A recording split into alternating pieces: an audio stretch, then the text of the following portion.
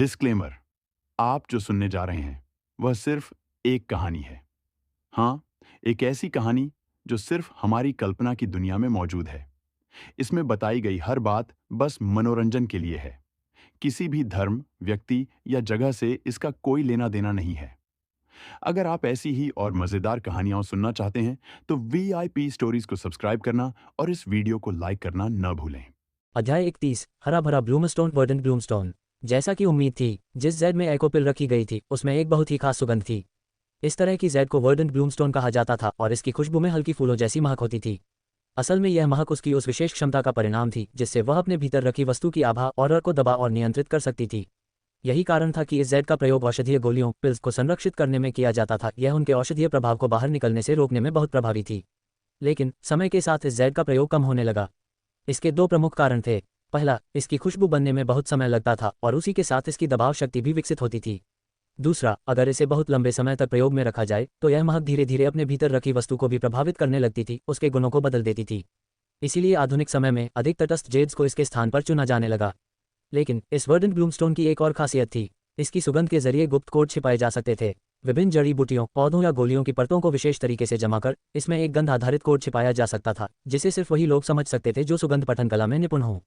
यही कारण था कि अगर थेरेंट की सूंघने की शक्ति इतनी तेज थी कि वह इस वर्डन ब्लूमस्टोन की विशेष गंध की परतों में छिपे पैटर्न को समझ सके, तो निश्चित ही उसके सामने कोई दिलचस्प रहस्य खुलने वाला था। ये कहना मुश्किल है कि यह एकोपिल इस बोतल में कितने समय से दबी हुई है। हो सकता है इसकी प्रभावशक्ति अब बहुत कम रह गई हो, लेकिन यह लकड़ी की पट्टी वुडन टैबलेट स्पष्ट रूप से कुछ ऐसा थी जिसे योनोवाइट समझ नहीं पाया था, वरना वह बहुत पहले इसका रहस्य उजागर कर देता। एक तरफ का चिकना और दूसरी तरफ का खुरदुरा हिस्सा ये बताने के लिए काफी था कि इस जेड पर गंध आधारित गुप्त संकेत अंकित किए गए थे। वह लकड़ी एक नियंत्रण विधि जैसी थी, उससे सुगंध को फिल्टर किया जा सकता था, जिससे परतें सटीक बनती और जानकारी अधिक विस्तार से दर्ज की जा सकती थी। अब सबसे बड़ा प्रश्न ये था, उसमें छिपा रहस्य क्या था। दुर्भाग्यवश थेरॉन के पास इस सवाल का उत्तर नहीं था। उसके पास सारा सैद्धांतिक ज्ञान था, परंतु व्यवहारिक अनुभव नहीं। वह हजारों बल्कि लाखों जड़ी बूटियों, औषधियों और गोलियों के नाम जानता था, पर जैसे वह एकोपिल को तुरंत पहचान नहीं पाया था, वैसे ही इस सुगंध को भी वह आसानी से नहीं पढ़ सकता था। मैंने इसे याद कर लिया है, उसने मन ही मन कहा। मौका मिलते ही इसका उपयोग करूंगा। ये भी कोई संयोग नहीं कि यह जेड बोतल भी उसी सुगंध से भरी है। दोनों को एक ही वर्डन ब्लूमस्टोन से तराशा गया होगा। दोनों रहस्यों का आपस में निश्चित ही संबंध है। इस निष्कर्ष पर पहुंचकर थेरॉन ने भविष्य के लिए कई योजनाएं बनाई। उसने सावधानीपूर्वक उस जेड के टुकड़े और बोतल दोनों को अपने निवास के गुप्त कक्ष में छिपा दिया। उसी स्थान पर उसने सिल्वर रेजोनेंस ब्रेक थ्रू पिल और वह पुस्तिका बुकलेट भी रख दी। वह पुस्तिका एक वुडमैन की तकनीक पर आधारित थी, जिसका थेरॉन से कोई संबंध नहीं था। फिर भी उसने उसका अध्ययन किया, क्योंकि यह तकनीक गिल्ड के रिकॉर्ड में मौजूद दोनों ज्ञात तकनीकों से अलग थी। शायद ये थिसल परिवार की कोई उच्च स्तरीय कला थी। भविष्य में अगर कोई प्रतिद्वंदी इसका प्रयोग करे तो वह तैयार रहना चाहता था। थेरॉन किसी भ्रम में नहीं था। वह ये जानता था कि वह अभी किसी नाइन्थ रेजोनेंस प्रतिभा से मुकाबला करने में सक्षम नहीं है। उसने योनोवाई को इसलिए हराया था क्योंकि वह उसकी तकनीकों को भलीभांति जानता था और उसने पहले ही स्थान को अपनी सुविधा अनुसार तैयार कर रखा था। अपना जीवन सुरक्षित रखने के लिए उसे एक ही राह दिख रही थी, विकास, और इसका अर्थ था फिफ्थ रेजोनेंस में प्रवेश करना। थेरॉन शांत ध्यान में बैठ गया। उसके मेरिडियंस चौथे स्तर के अनुरूप ढल चुके थे। अब अगला कदम उठाने का समय था। उसने अपनी श्वास को स्थिर किया और अपने मर्चेंट रिकॉर्ड मिशन से बचे हुए एक मध्य स्तरीय ब्रॉन्ज रेजोनेंस पिल को बाहर निकाला और निगल लिया। प्रक्रिया सहज रही। उसने अपने भीतर मेरिडियनों के विस्तार और कोर की चमक को महसूस किया। रेजोनेंस पिल को अवशोषित करना वास्तव में एक जटिल प्रक्रिया थी, क्योंकि एट्रीब्यूटेड रेजोनेंस पिल्स बहुत महंगी होती थी। इसलिए अधिकांश लोग थेरॉन और योनोवाई सहित न्यूट्रल रेजोनेंस पिल्स का उपयोग करते थे, जिनमें मिश्रित माना होता था। हर कोई न्यूट्रल मना को नियंत्रित कर सकता था, लेकिन वह अपने स्वयं के तत्वयुक्त मना जितना सहज नहीं था। इसलिए ध्यान और नियंत्रण की आवश्यकता असाधारण होती थी। परंतु आज रात थेरॉन का लक्ष्य सिर्फ इतना नहीं था। वह सिर्फ मध्य स्तरीय नहीं, बल्कि उच्च स्तरीय ब्रॉन्ज रेजोनेंस पिल भी ग्रहण करने वाला था। भले ही वह अभी सेवेंथ रेजोनेंस से कोसों दूर था। कोई भी कह सकता था कि यह पागलपन था, लेकिन उसके चेहरे पर झलकती दृढ़ता पत्थर जैसी थी। उसे तेजी से आगे बढ़ना ही था। योजक चिन्ह, योजक चिन्ह, योजक चिन्ह। एक बुझा हुआ सोल लैंप मेज पर रखा था। चारों ओर एक अजीब सी निस्तब्धता थी, जैसे धुएं की पतली लहरें हवा में ठहरी हों। कमरे में 3 व्यक्ति उपस्थित थे। उनमें से एक को थेरॉन पहचानता। वह था पीले दांतों वाला झुका हुआ शिक्षक टीचर बर्न। बाकी 2 अजनबी थे, लेकिन उनके आभामंडल से शक्ति झलक रही थी। उनमें से एक के वस्त्र पर एक ऐसा चिन्ह था जो पूरे एकेडमी में केवल 2 व्यक्तियों के पास था। Dean thistle. फिर से डीन थिसल ने ठंडी आवाज में कहा। टीचर बर्न कांप उठा, लेकिन उसने आदेश का पालन किया। उसका मना सोल लैंप में प्रवाहित हुआ और कुछ क्षणों के लिए एक धुंधला चित्र उभरा, फिर बुझ गया। कमरा फिर मौन हो गया। टीचर बर्न सांस लेने तक से डर गया। क्या समझ पा रहे हो? डीन थिसल की आवाज धीमी लेकिन डरावनी थी। एक फायरमैन का था, बस इतना ही मुझे पता है। कुछ पल चुप्पी रही, फिर डीन थिसल की गहरी भयावह हंसी गूंजी। कमरा जैसे उसकी शक्ति से कांप उठा। सिजिल को बुलाओ, उसने कहा। वह इस मिशन को पूरा करेगा। पर डीन, युवा स्वामी, वो। थिसल ने बस एक नज़र डाली और बन को लगा जैसे पूरा शरीर बर्फ में जम गया हो। अब परिस्थितियां बदल चुकी हैं। थिसल की आवाज़ धीमी लेकिन जहरीली थी। अब हम अपने सभी पत्ते छिपाकर जीत हासिल नहीं कर सकते। दुनिया को दिखाने का समय आ गया है कि थिसल परिवार के पास कैसी प्रतिभाएं हैं। सालों पुराना कर्ज अब चुकाया जाएगा। अध्याय 32, चौथा नियम, द फोर्थ रूल। थेरॉन जब इंपीरियल एकेडमी के गलियारों से गुजरा तो उसे हवा में पसरी हुई भारीपन की लहर साफ महसूस हुई। ये बहुत सूक्ष्म थी, लेकिन शिक्षकों के चेहरे पर हल्की बेचैनी झलक रही थी और चाहे विद्यार्थी इसे समझते हो या नहीं, उनके व्यवहार में भी हल्का तनाव आ गया था। कक्षा में प्रवेश करते ही उसने तुरंत कुछ नोट किया। सॉयर अनुपस्थित था। थेरॉन उस दम्भी गुंडे के बारे में ज्यादा नहीं सोचता था, लेकिन उसकी आदत थी कि वह हर छोटे विवरण पर ध्यान देता था। और जब कोई थिसल परिवार का सदस्य अनुपस्थित हो तो उसका सतर्क हो जाना स्वाभाविक था। फिर उसने देखा सैडिक भी नहीं आई थी। बस अब बात स्पष्ट थी। उन्हें सब पता चल गया था। यह कोई बड़ी आश्चर्य की बात नहीं थी। थेरॉन पहले से सोल लैम्प की संभावना को ध्यान में रख चुका था, लेकिन सैडी का गायब होना ये बात गहरी थी। इसका अर्थ था कि अब थिसल परिवार के वरिष्ठ लोग भी इस मामले में शामिल हो चुके थे। थेरॉन के होंठों पर हल्की मुस्कान आई। अच्छा है, उसने सोचा। वह अपनी सीट पर बैठ गया, मानो कुछ हुआ ही न हो। कुछ ही देर में टीचर बर्न थिसल कक्षा में आया। उसकी धुंधली बूढ़ी आंखें पूरी कक्षा पर घूमी और अंत में थेरॉन पर ठहर गईं। उसने कुछ कहा नहीं, लेकिन थेरॉन को महसूस हुआ उसकी नज़रें जरा और संकरी हो गईं। थेरॉन का चेहरा फिर भी बिल्कुल शांत था। कक्षा वैसे ही चलती रही, लेकिन बीच में अचानक थेरॉन का दिल जोर से धड़क उठा। उसके सीने में एक जलन महसूस हुई, तीव्र, चुभने वाली। उसकी आंखें संकरी हो गईं। अभी डैगर्स ऑफ द नाइट मुझे बुला क्यों रहे हैं? बिना कुछ कहे, बिना किसी को देखे थेरॉन अचानक अपनी जगह से उठा और कक्षा से बाहर चला गया। छात्र और बन दोनों इतने स्तब्ध रह गए कि कोई कुछ समझ ही नहीं पाया। जब तक किसी ने बोलने का सोचा, तब तक थेरॉन गायब हो चुका था। बन की आंखों में गुस्से की चमक उभरी, लेकिन वह खुद भी इस दुस्साहस की उम्मीद नहीं कर पाया था। योजक चिन्ह। थेरॉन सचमुच गायब हो गया था। वह हमेशा हर स्थिति का पूर्वानुमान लगाकर चलता था। उसे मालूम था कि कभी न कभी डैगर्स ऑफ द नाइट का बुलावा बीच कक्षा में भी आ सकता है। संभावना कम थी, लेकिन उसने उसके लिए भी तैयारी कर रखी थी। बाहर से देखने पर ऐसा लग रहा था जैसे उसने अचानक गुस्से में क्लास छोड़ दी हो, लेकिन असल में उसने अपने और टीचर बन के खराब रिश्ते का ही फायदा उठाया था। छात्र भी यह बात जानते थे कि बन हमेशा उसे निशाना बनाता है, इसलिए थेरॉन का यूं उठकर चले जाना किसी के लिए बहुत चौंकाने वाला नहीं था। लेकिन ये तो उसके प्लान का सिर्फ पहला हिस्सा था। बाकी के लिए उसे बड़ी मात्रा में वाटर माना की आवश्यकता थी।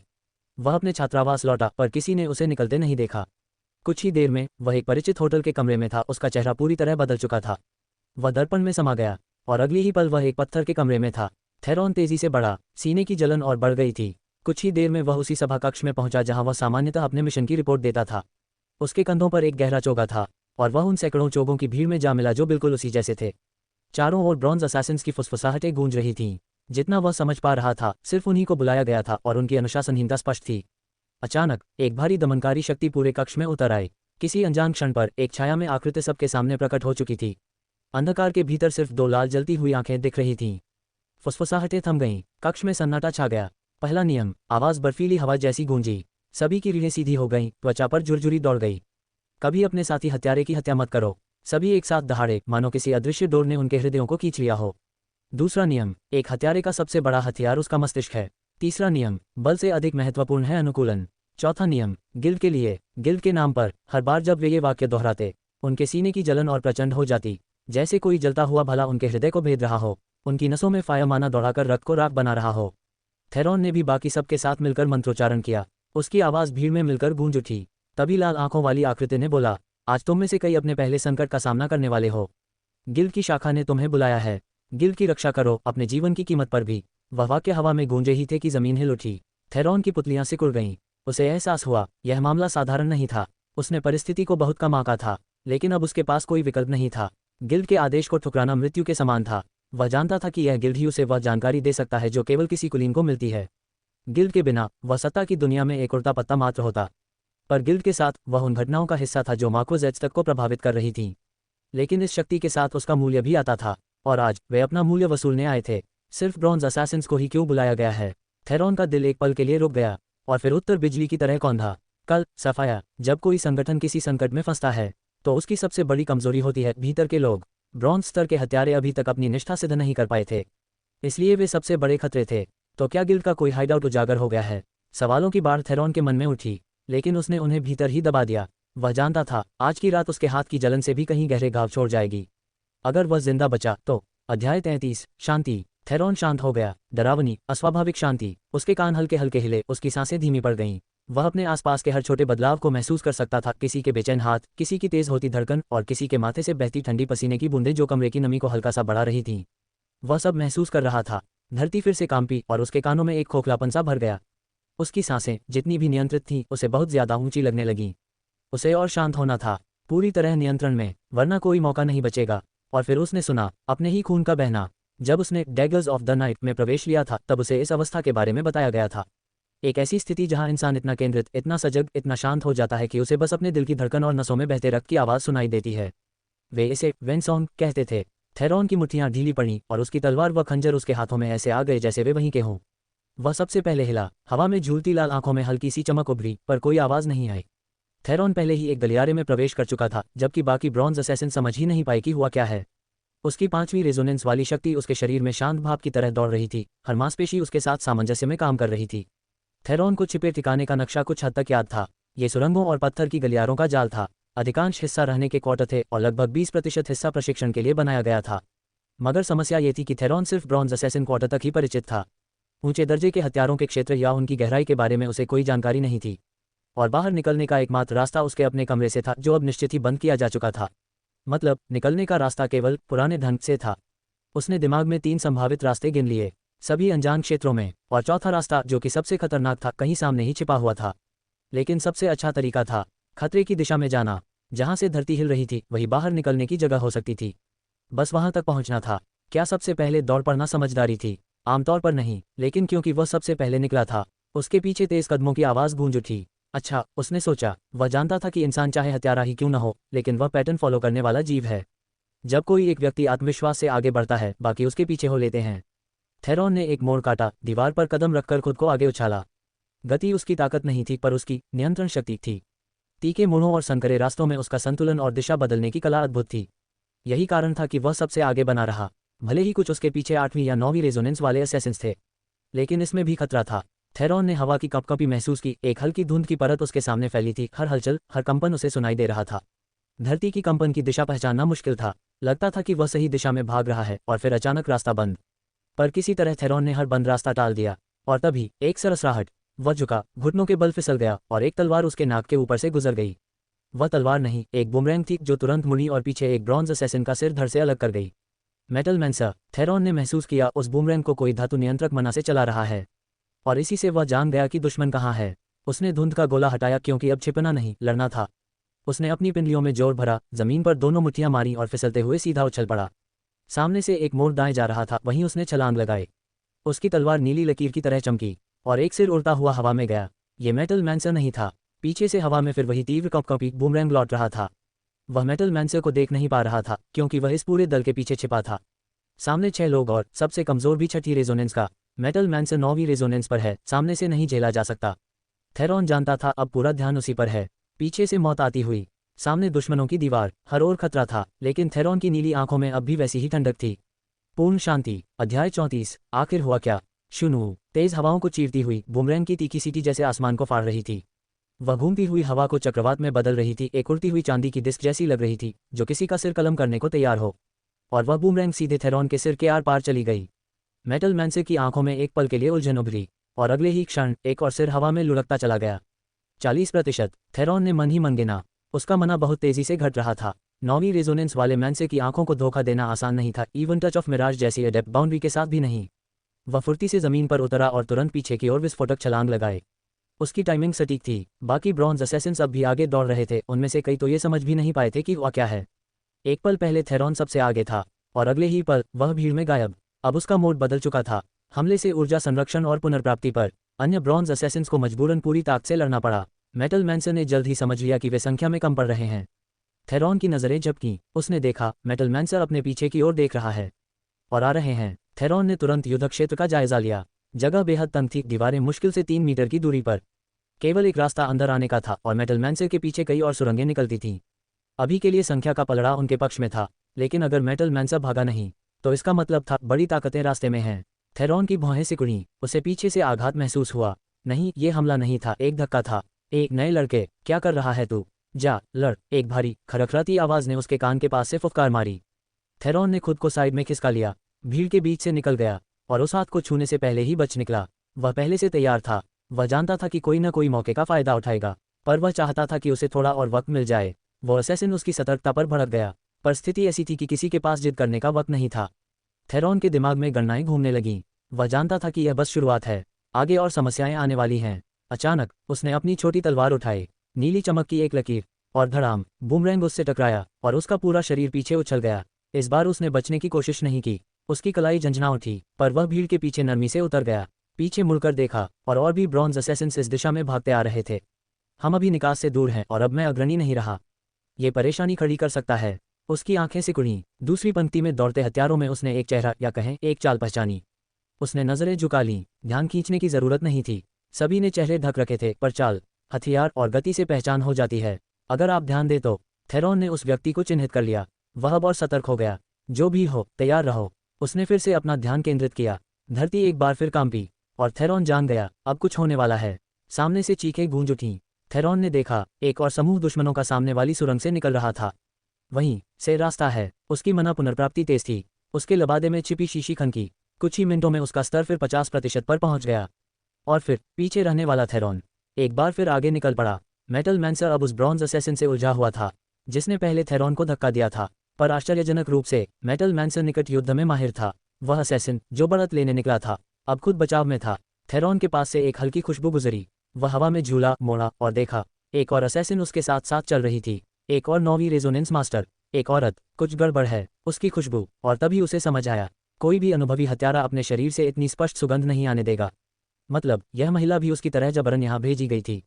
बिना तैयारी के वह होशियार थी, क्योंकि उसने सही व्यक्ति का पीछा किया था। पर थेरॉन की नज़र में वह बस एक मोहरा थी। उसने उसे रोका नहीं, बल्कि ऐसे दिखाया मानो उसने उसकी मौजूदगी पर ध्यान ही नहीं दिया। इस अफरा-तफरी में दोनों के छोटे कद और तेज चाल के बीच किसी का ध्यान नहीं गया। फिर भी थेरॉन महसूस कर सकता था, मेटल मैंसर की निगाहें अब भी उसी पर थीं। उसने एक पल के लिए उस महिला की ओर देखा और अगले ही क्षण पैर पटकते हुए उसी की ओर झपटा। सुरंग तंग थी, इसलिए दोनों के बीच ज्यादा दूरी थी ही नहीं। थेरॉन का कंधा उसके कंधे से टकराया। महिला असैसिन हक्की बक्की रह गई। ये क्या कर रहा है ये लड़का? वह लड़खड़ाई, पर तुरंत अपने पैरों पर आ गई। फुर्तीली चाल से उसने कई वारों के बीच से निकलकर दीवार से उछाल ली और बिना किसी चोट के सुरक्षित जमीन पर उतरी। उसने थेरॉन की ओर देखा और एक पल को उसे स्पष्ट देखा भी, पर तब तक थेरॉन वहां से निकल चुका था। वह मेटल मैंसर के पार पहुंच गया था। बिना एक शब्द कहे ऐसा लग रहा था मानो उसने उस महिला से बस टकराकर सलाम किया हो। लेकिन अगले ही क्षण उसकी आंखें चौड़ी हो गईं, क्योंकि एक बुमरैंग सीधे उसकी ओर आ रहा था। आखिर हुआ क्या? लहर अध्याय 35। आगे बढ़ो फॉरवर्ड। आरव ने पीछे मुड़कर नहीं देखा। सिल्वर स्तर से नीचे के मंत्र जागृत मंसर्स के पास तीसरी दृष्टि नहीं होती थी। ब्रॉन्ज स्तर के किसी साधक के लिए जो किसी दूसरी लड़ाई में उलझा हो, आरव पर इतनी गहरी नजर रखना असंभव था जब तक कि वह किसी और उपाय का सहारा न ले रहा हो। इसका मतलब था बस 3 रास्ते। या तो वह बार बार आंखों से आरव को देख रहा था, या कोई संवेदी सेंसरी तकनीक प्रयोग कर रहा था, या फिर कोई रक्तवंश ब्लडलाइन आधारित रहस्यमय कला इस्तेमाल कर रहा था। आरव ने तुरंत अंदाजा लगा लिया ये दूसरी बात थी। लेकिन ब्रॉन्ज स्तर की संवेदन तकनीकियों में हमेशा कुछ न कुछ कमी होती है, खासकर वे जो तत्व मंत्रियों, एलिमेंटल मंसर्स या प्रवाह मंत्रियों, फ्लक्स मंसर्स के लिए बनी हो। संभावना यही थी कि धातु मंत्री ने या तो आरव को मना सूत्र, माना थ्रेड से बांध रखा है, या फिर किसी और इंद्रिय पर निर्भर है। और आरव को लग रहा था वह घ्राण इंद्रिय यानी सूंघने की शक्ति का इस्तेमाल कर रहा है। जैसे ही आरव ने यह सोचा और हवा में महिला हत्यारिन की हल्की सी सुगंध महसूस की, योजना उसी क्षण उसके मन में बन गई। वह बिना कुछ बोले धातु मंत्री के पास से बिजली की तरह निकल गया। वह व्यक्ति जैसे उसे देख ही नहीं पाया, मानो आरव वहां था ही नहीं। सूंघने की शक्ति को बढ़ाना असल में प्रवाह मंत्र का हिस्सा था, और कोई तत्व मंत्री उस सीमा तक नहीं पहुंच सकता था जहां वह आरव के भ्रम को भेद सके। परिणाम साफ था, आरव की योजना सफल रही। उसके सामने अब भी दुश्मनों की लहरें थीं, मगर उनमें कोई भी पहले जैसा घातक नहीं था। आरव ने एक हल्का सा मंत्र फेंका, मृग तृष्णा स्पर्श, टच ऑफ मिराज, और सबके भ्रम में डाल दिया। अराजकता इतनी बढ़ गई कि हवा में उठते जादुई कंपन तक किसी ने नहीं देखे। पर जल्द ही आरव की मना ऊर्जा घटने लगी। उसकी नाक फड़की, मैं करीब हूं। अब उसे हवा में नमी के बीच कहीं ताज़ा बाहरी हवा की खुशबू आए, भूमिगत गुफा की सीलन से बिल्कुल अलग। वह मुड़ा और सामने का दृश्य देखकर ठिठक गया। छत फटी हुई थी और उसी छेद से दुश्मनों का सैलाब नीचे उतर रहा था। ऊपर से आती धूप सुनहरी किरणों में झिलमिला रही थी, मगर अब एक नई समस्या थी। छत जमीन से लगभग 10 मीटर ऊपर थी। दुश्मनों के लिए कूदकर आना आसान था, पर आरव के लिए वहां तक पहुंचना लगभग असंभव। क्षण भर के लिए उसे संख्या देखकर झटका लगा। कम से कम 50 लोग जमीन पर उतर चुके थे, और ऊपर से और भी आ रहे थे। संकीर्ण सुरंगों में वह अपने ब्रह्म मंत्र से सभी की दृष्टि को धोखा दे सकता था, लेकिन यहाँ इस खुले क्षेत्र में यह असंभव था। उसने मृग तृष्णा स्पर्श को रोक दिया, क्योंकि उसका 30% मना पहले ही खर्च हो चुका था। मारो! एक भारी आवाज गूंजी और आरव सबके सामने उजागर हो गया। उसके दिल की धड़कनें उसके कानों में गड़गड़ाहट की तरह गूंजने लगीं। उसकी तलवार और कटार की पकड़ और मजबूत हो गई। इनमें सबसे कमजोर भी सामान्य नहीं था। आरव ने महसूस किया कि उनमें कई तीसरे और चौथे अनुनाद रेजोनेंस वाले साधक थे, और कुछ तो 9वें तक पहुंच चुके थे। पर उनमें से एक औरत ऐसी थी जिसका कवच चांदी की तरह चमक रहा था, और उसके भीतर की ऊर्जा बाकी सबसे कहीं ज्यादा थी। वह निस्संदेह अर्ध सिल्वर स्तर की आत्मा मंत्री सोल मैंकर थी। आरव को महसूस हुआ कि उसकी अधूरी तीसरी दृष्टि उस पर जांच की तरह घूम रही है। आत्मा मंत्री, ऐसी मंत्रियां ही असली सिल्वर स्तर से पहले अधूरी तीसरी दृष्टि बना सकती थीं। इसलिए आरव जानता था उसे छलना अब आसान नहीं होगा। वह एक झटके में स्थिति समझ गया। सामने दुश्मनों का समुद्र था, पीछे पुराने रास्ते और अंधेरी सुरंगें। कहीं भी भागना समझदारी नहीं थी, बस एक ही दिशा बची थी, आगे। जोखिम लिए बिना बाहर निकलना अब असंभव था। आरव ने गहरी सांस ली। अब उसका दिल ऐसी लय में धड़क रहा था मानो वह खुद एक युद्धवाद्य हो। एक लय जिसे स्वीकार करना था, डरना नहीं। उसके विचार केवल एक क्षण में गुजर गए, और उसने मंत्र फेंका, जल गोला, वाटर बुलेट। एक बार नहीं, 3 बार। 3 नीले गोले हवा में घूमे और 3 दुश्मनों की आंखों में जा धंसे। कोई आवाज नहीं, बस 3 शरीर जमीन पर गिर पड़े। अब आरव उनके बीच से दौड़ गया। मृग तृष्णा स्पर्श का यहाँ कोई मतलब नहीं था, पर आत्मा मंत्रिनियां भी सीधे युद्ध में बहुत ताकतवर नहीं होती। तो आरव ने वही किया जो कोई और नहीं सोच सकता था। वह सीधा उसी की ओर झपटा। उसकी तलवारें हवा को चीरती हुई चमक उठीं। अध्याय 36, सर्वनाश, वाइप आउट। आरव के कानों में दौड़ते रक्त की आवाज अब एक धीमी गूंज में बदल चुकी थी, जो चारों ओर फैले अराजक युद्ध की लहरों में खो गई थी। उसके हर कदम में इतनी नापतौल थी कि मिट्टी तक न उड़ी, मानो हवा ही उसे आगे बढ़ा रही हो। उसकी आंखें बिजली की तरह इधर उधर घूम रही थीं। हर बार उसकी तलवार की धार हवा को चीरती, दुश्मनों के बीच रेखाएं खींच जाती। वह भीड़ में रास्ता इस तरह चुन रहा था जैसे किसी ने उसके सामने शतरंज की बिसात बिछा रखी हो। उसका एक ही फायदा था, वह अकेला था। 50 हो या 100, एक समय में 3 से ज्यादा उस पर हमला नहीं कर सकते थे। वे सब बिखरे हुए थे ऊपर से, और सैनिक छत से गिरते जा रहे थे, और जो उन्हें किसी रूप में संगठित करने की कोशिश कर रही थी। वही थी आरव का लक्ष्य, आत्मा मंत्रिनी। उसकी दृष्टि चील जैसी पैनी थी। वह आरव पर लगातार नजर रखे हुए थी, पर उसे जरा भी अंदाजा नहीं था कि वह इतनी जल्दी दूरी मिटा देगा। फिर भी वह आरव के इस दुस्साहस को समझ नहीं पा रही थी। तीसरी दृष्टि रखने वाले के सामने अपनी साधना छिपाना लगभग असंभव था। उसे आरव की सटीक शक्ति का अंदाजा नहीं था, पर वह जानती थी कि वह ऊंचे ब्रॉन्ज स्तर तक नहीं पहुंचा, यानी वह उससे कम से कम 3 स्तर नीचे था। और वह अकेली भी नहीं थी, उसके पास रक्षक थे। उसने मुंह खोला और एक गूंजती ध्वनि निकली। उसके कवच से नीला प्रकाश फूटा और मना की लहर पूरे क्षेत्र में फैल गई। जैसे ही वह तरंग पहुंची, बाकी सैनिक जो अब तक इधर उधर लड़ रहे थे, अचानक सबकी नजरें आरव पर टिक गईं। पर आरव अब भी तेज था। क्षण भर में वह आत्मा मंत्रिनी तक पहुंच गया। उसके होंठ हिले, एक धीमा मंत्र निकला, और उसकी आंखों में एकाग्रता की अग्नि चमक उठी। विस्फोटक जल ढाल, बर्स्टिंग वाटर शील्ड। कोई हमला उस पर उस समय नहीं हो रहा था, इसलिए यह मंत्र बेवजह लग रहा था। लेकिन उसी क्षण आत्मा मंत्रिनी का चेहरा बदल गया। जैसे ही जल ढाल प्रकट हुई, उसे महसूस हुआ कि आरव उसकी दृष्टि से गायब हो गया है, मानो वह अस्तित्व से मिट गया हो। उसने अपनी तीसरी दृष्टि से खोजने की कोशिश की, पर जैसे उसकी संवेदना किसी अथाह जल में गिर गई हो। हर दिशा में बस लहरें और प्रतिबिंब। असंभव। उसकी अधूरी तीसरी दृष्टि अब पानी में मछली पकड़ने जैसी हो गई थी। प्रतिबिंब बार बार टूटता और बदलता रहा। जब तक उसने समझा कि आरव ने ये जानबूझकर किया है, तब तक विस्फोटक जल ढाल अपना असली कार्य कर चुकी थी। वह फट गई। चारों ओर जल की वर्षा होने लगी। सैनिक पीछे हट गए, क्योंकि कोई भी मूर्ख इतना नादान नहीं था कि किसी जलमंत्री के जादू से निकले जल को छू ले। लेकिन ये सब दिखावा था। उसी क्षण मृग तृष्णा स्पर्श, टच ऑफ मिराज, आखिरी बार सक्रिय हुआ। आरव की मना अब केवल 10% बची थी। आत्मा मंत्रिनी ने अंतिम क्षण में एक जल गोला महसूस किया और उछल कर बची, पर उसे पता नहीं था कि यह उसकी अंतिम हरकत थी। एक छोटी तलवार हवा में चमकी। दबाव की तीव्र लहर ने उसकी गर्दन को छुआ। उसका कवच प्रतिक्रिया करने से पहले ही उसका सिर हवा में उछल चुका था। धड़ाम। आरव का पैर उसके सिरहीन शरीर के कंधे पर पड़ा, और उसी क्षण वह ऊपर की ओर छलांग लगाकर धूप की किरणों के बीच से बाहर निकल गया। वह भूमि पर उतरा, हल्के कदमों के साथ, जैसे किसी शिकारी पक्षी ने छलांग लगाई हो। पानी, मुझे पानी चाहिए। अब यह विचार उसकी हर नस में गूंज रहा था। उसकी मना लगभग समाप्त थी। वह आखिरी युद्ध उसे भीतर से खाली कर चुका था। उसके शरीर पर मना अभाव, माना डेप्रिवेशन के लक्षण दिखने लगे थे। फिर भी खतरा खत्म नहीं हुआ था। अच्छी बात यह थी कि अराजकता इतनी थी कि कोई नहीं समझ पा रहा था कि आरव कौन है और कहाँ से आया है। अब तक वह नहीं जान पाया था कि ये दुश्मन कौन है, क्योंकि उनके पास कोई चिन्ह, कोई निशान नहीं था। अगर होते तो शायद आरव समझ जाता कि वे किस गुट से थे। उसने छलांग लगाते समय अपनी काली चादर उतार दी थी, लेकिन जानता था कि बाकी सबकी विपरीत दिशा में भागना उसे संदिग्ध बना देगा। वह गहरी सांसें ले रहा था, सीना ऊपर नीचे हो रहा था। फिर उसने मन ही मन कहा, अब या कभी नहीं। वह दौड़ पड़ा अपनी बची हुई हर शक्ति से। उसे नहीं पता था वह कहाँ है, पर वह उसी दिशा में भागा जहाँ जल तत्व की ऊर्जा अधिक महसूस हो रही थी। वह नदी, झरने, तालाब, किसी भी स्रोत की तलाश में था। आसमान साफ था, सूरज चुभ रहा था, बारिश की उम्मीद व्यर्थ थी। उसकी आंखों में अब भी वही अडिग संकल्प चमक रहा था। चेहरा पीला पड़ चुका था, कपड़े पसीने से चिपक गए थे, लेकिन उसका रक्त अब भी जोश में था। नाड़ियों का गान, वेनसॉन्ग अब भी सक्रिय था। कहते हैं यह अवस्था केवल कुछ पलों के लिए रहती है। जैसे भोर की पहली किरण। पर अब तो 15 मिनट से ज्यादा हो चुके थे और आरव उस अवस्था में और गहराई तक उतर गया था। एक गर्जना बाईं ओर से आए। देशद्रोही, एक और आवाज गूंजी। आरव का दिल से हर गया। सिल्वर साधक, उस स्वर में जो दमन था वह किसी साधारण व्यक्ति का नहीं था। ये पहला अनुनाद फर्स्ट रेजोनेंस सिल्वर साधक भी नहीं, ये तो असली महाशक्ति थी। आवाज इतनी गूंजदार थी कि आरव अपने ही दिल की धड़कन नहीं सुन पा रहा था। उसका शरीर तपने लगा, सांसें सूख रही थीं, होंठ फटने लगे थे, और फिर भी वह भागता रहा। उसके मन में बस एक प्रश्न गूंजा, ग्रेटर दैन, क्या ये कोई परीक्षा थी या वास्तव में हम सबको मिटा देने की योजना? क्या ये युद्ध नहीं, एक संपूर्ण सर्वनाश वाइप आउट था? ओपन बुक अध्याय 37। स्क्रॉल लेखक की सूचना, authors note. 50 golden ticket equals 1 अध्याय। यानी अगर पाठक 50 गोल्डन टिकट देंगे तो एक नया अध्याय जारी किया जाएगा। यूरोपीय महल कैसल इक्वल्स 1 अध्याय। मतलब अगर कोई कैसल नाम का गिफ्ट भेजता है तो भी एक नया अध्याय अनलॉक होगा। ध्यान दें, ये सिर्फ कैसल पर लागू है। ज्यादा या बड़े गिफ्ट देने पर कोई अतिरिक्त अध्याय नहीं मिलेगा। गिफ्ट भेजने से पहले यहाँ दोबारा जांच लें कि यह ऑफर अभी सक्रिय है या नहीं। महीने के अंत में गोल्डन टिकट रैंकिंग में शीर्ष 15 में आने वालों के लिए 20 अध्याय एक साथ जारी किए जाएंगे। महीने के अंत में शीर्ष 10 में आने वालों के लिए मार्च महीने के दौरान हर दिन 4 अध्याय जारी किए जाएंगे।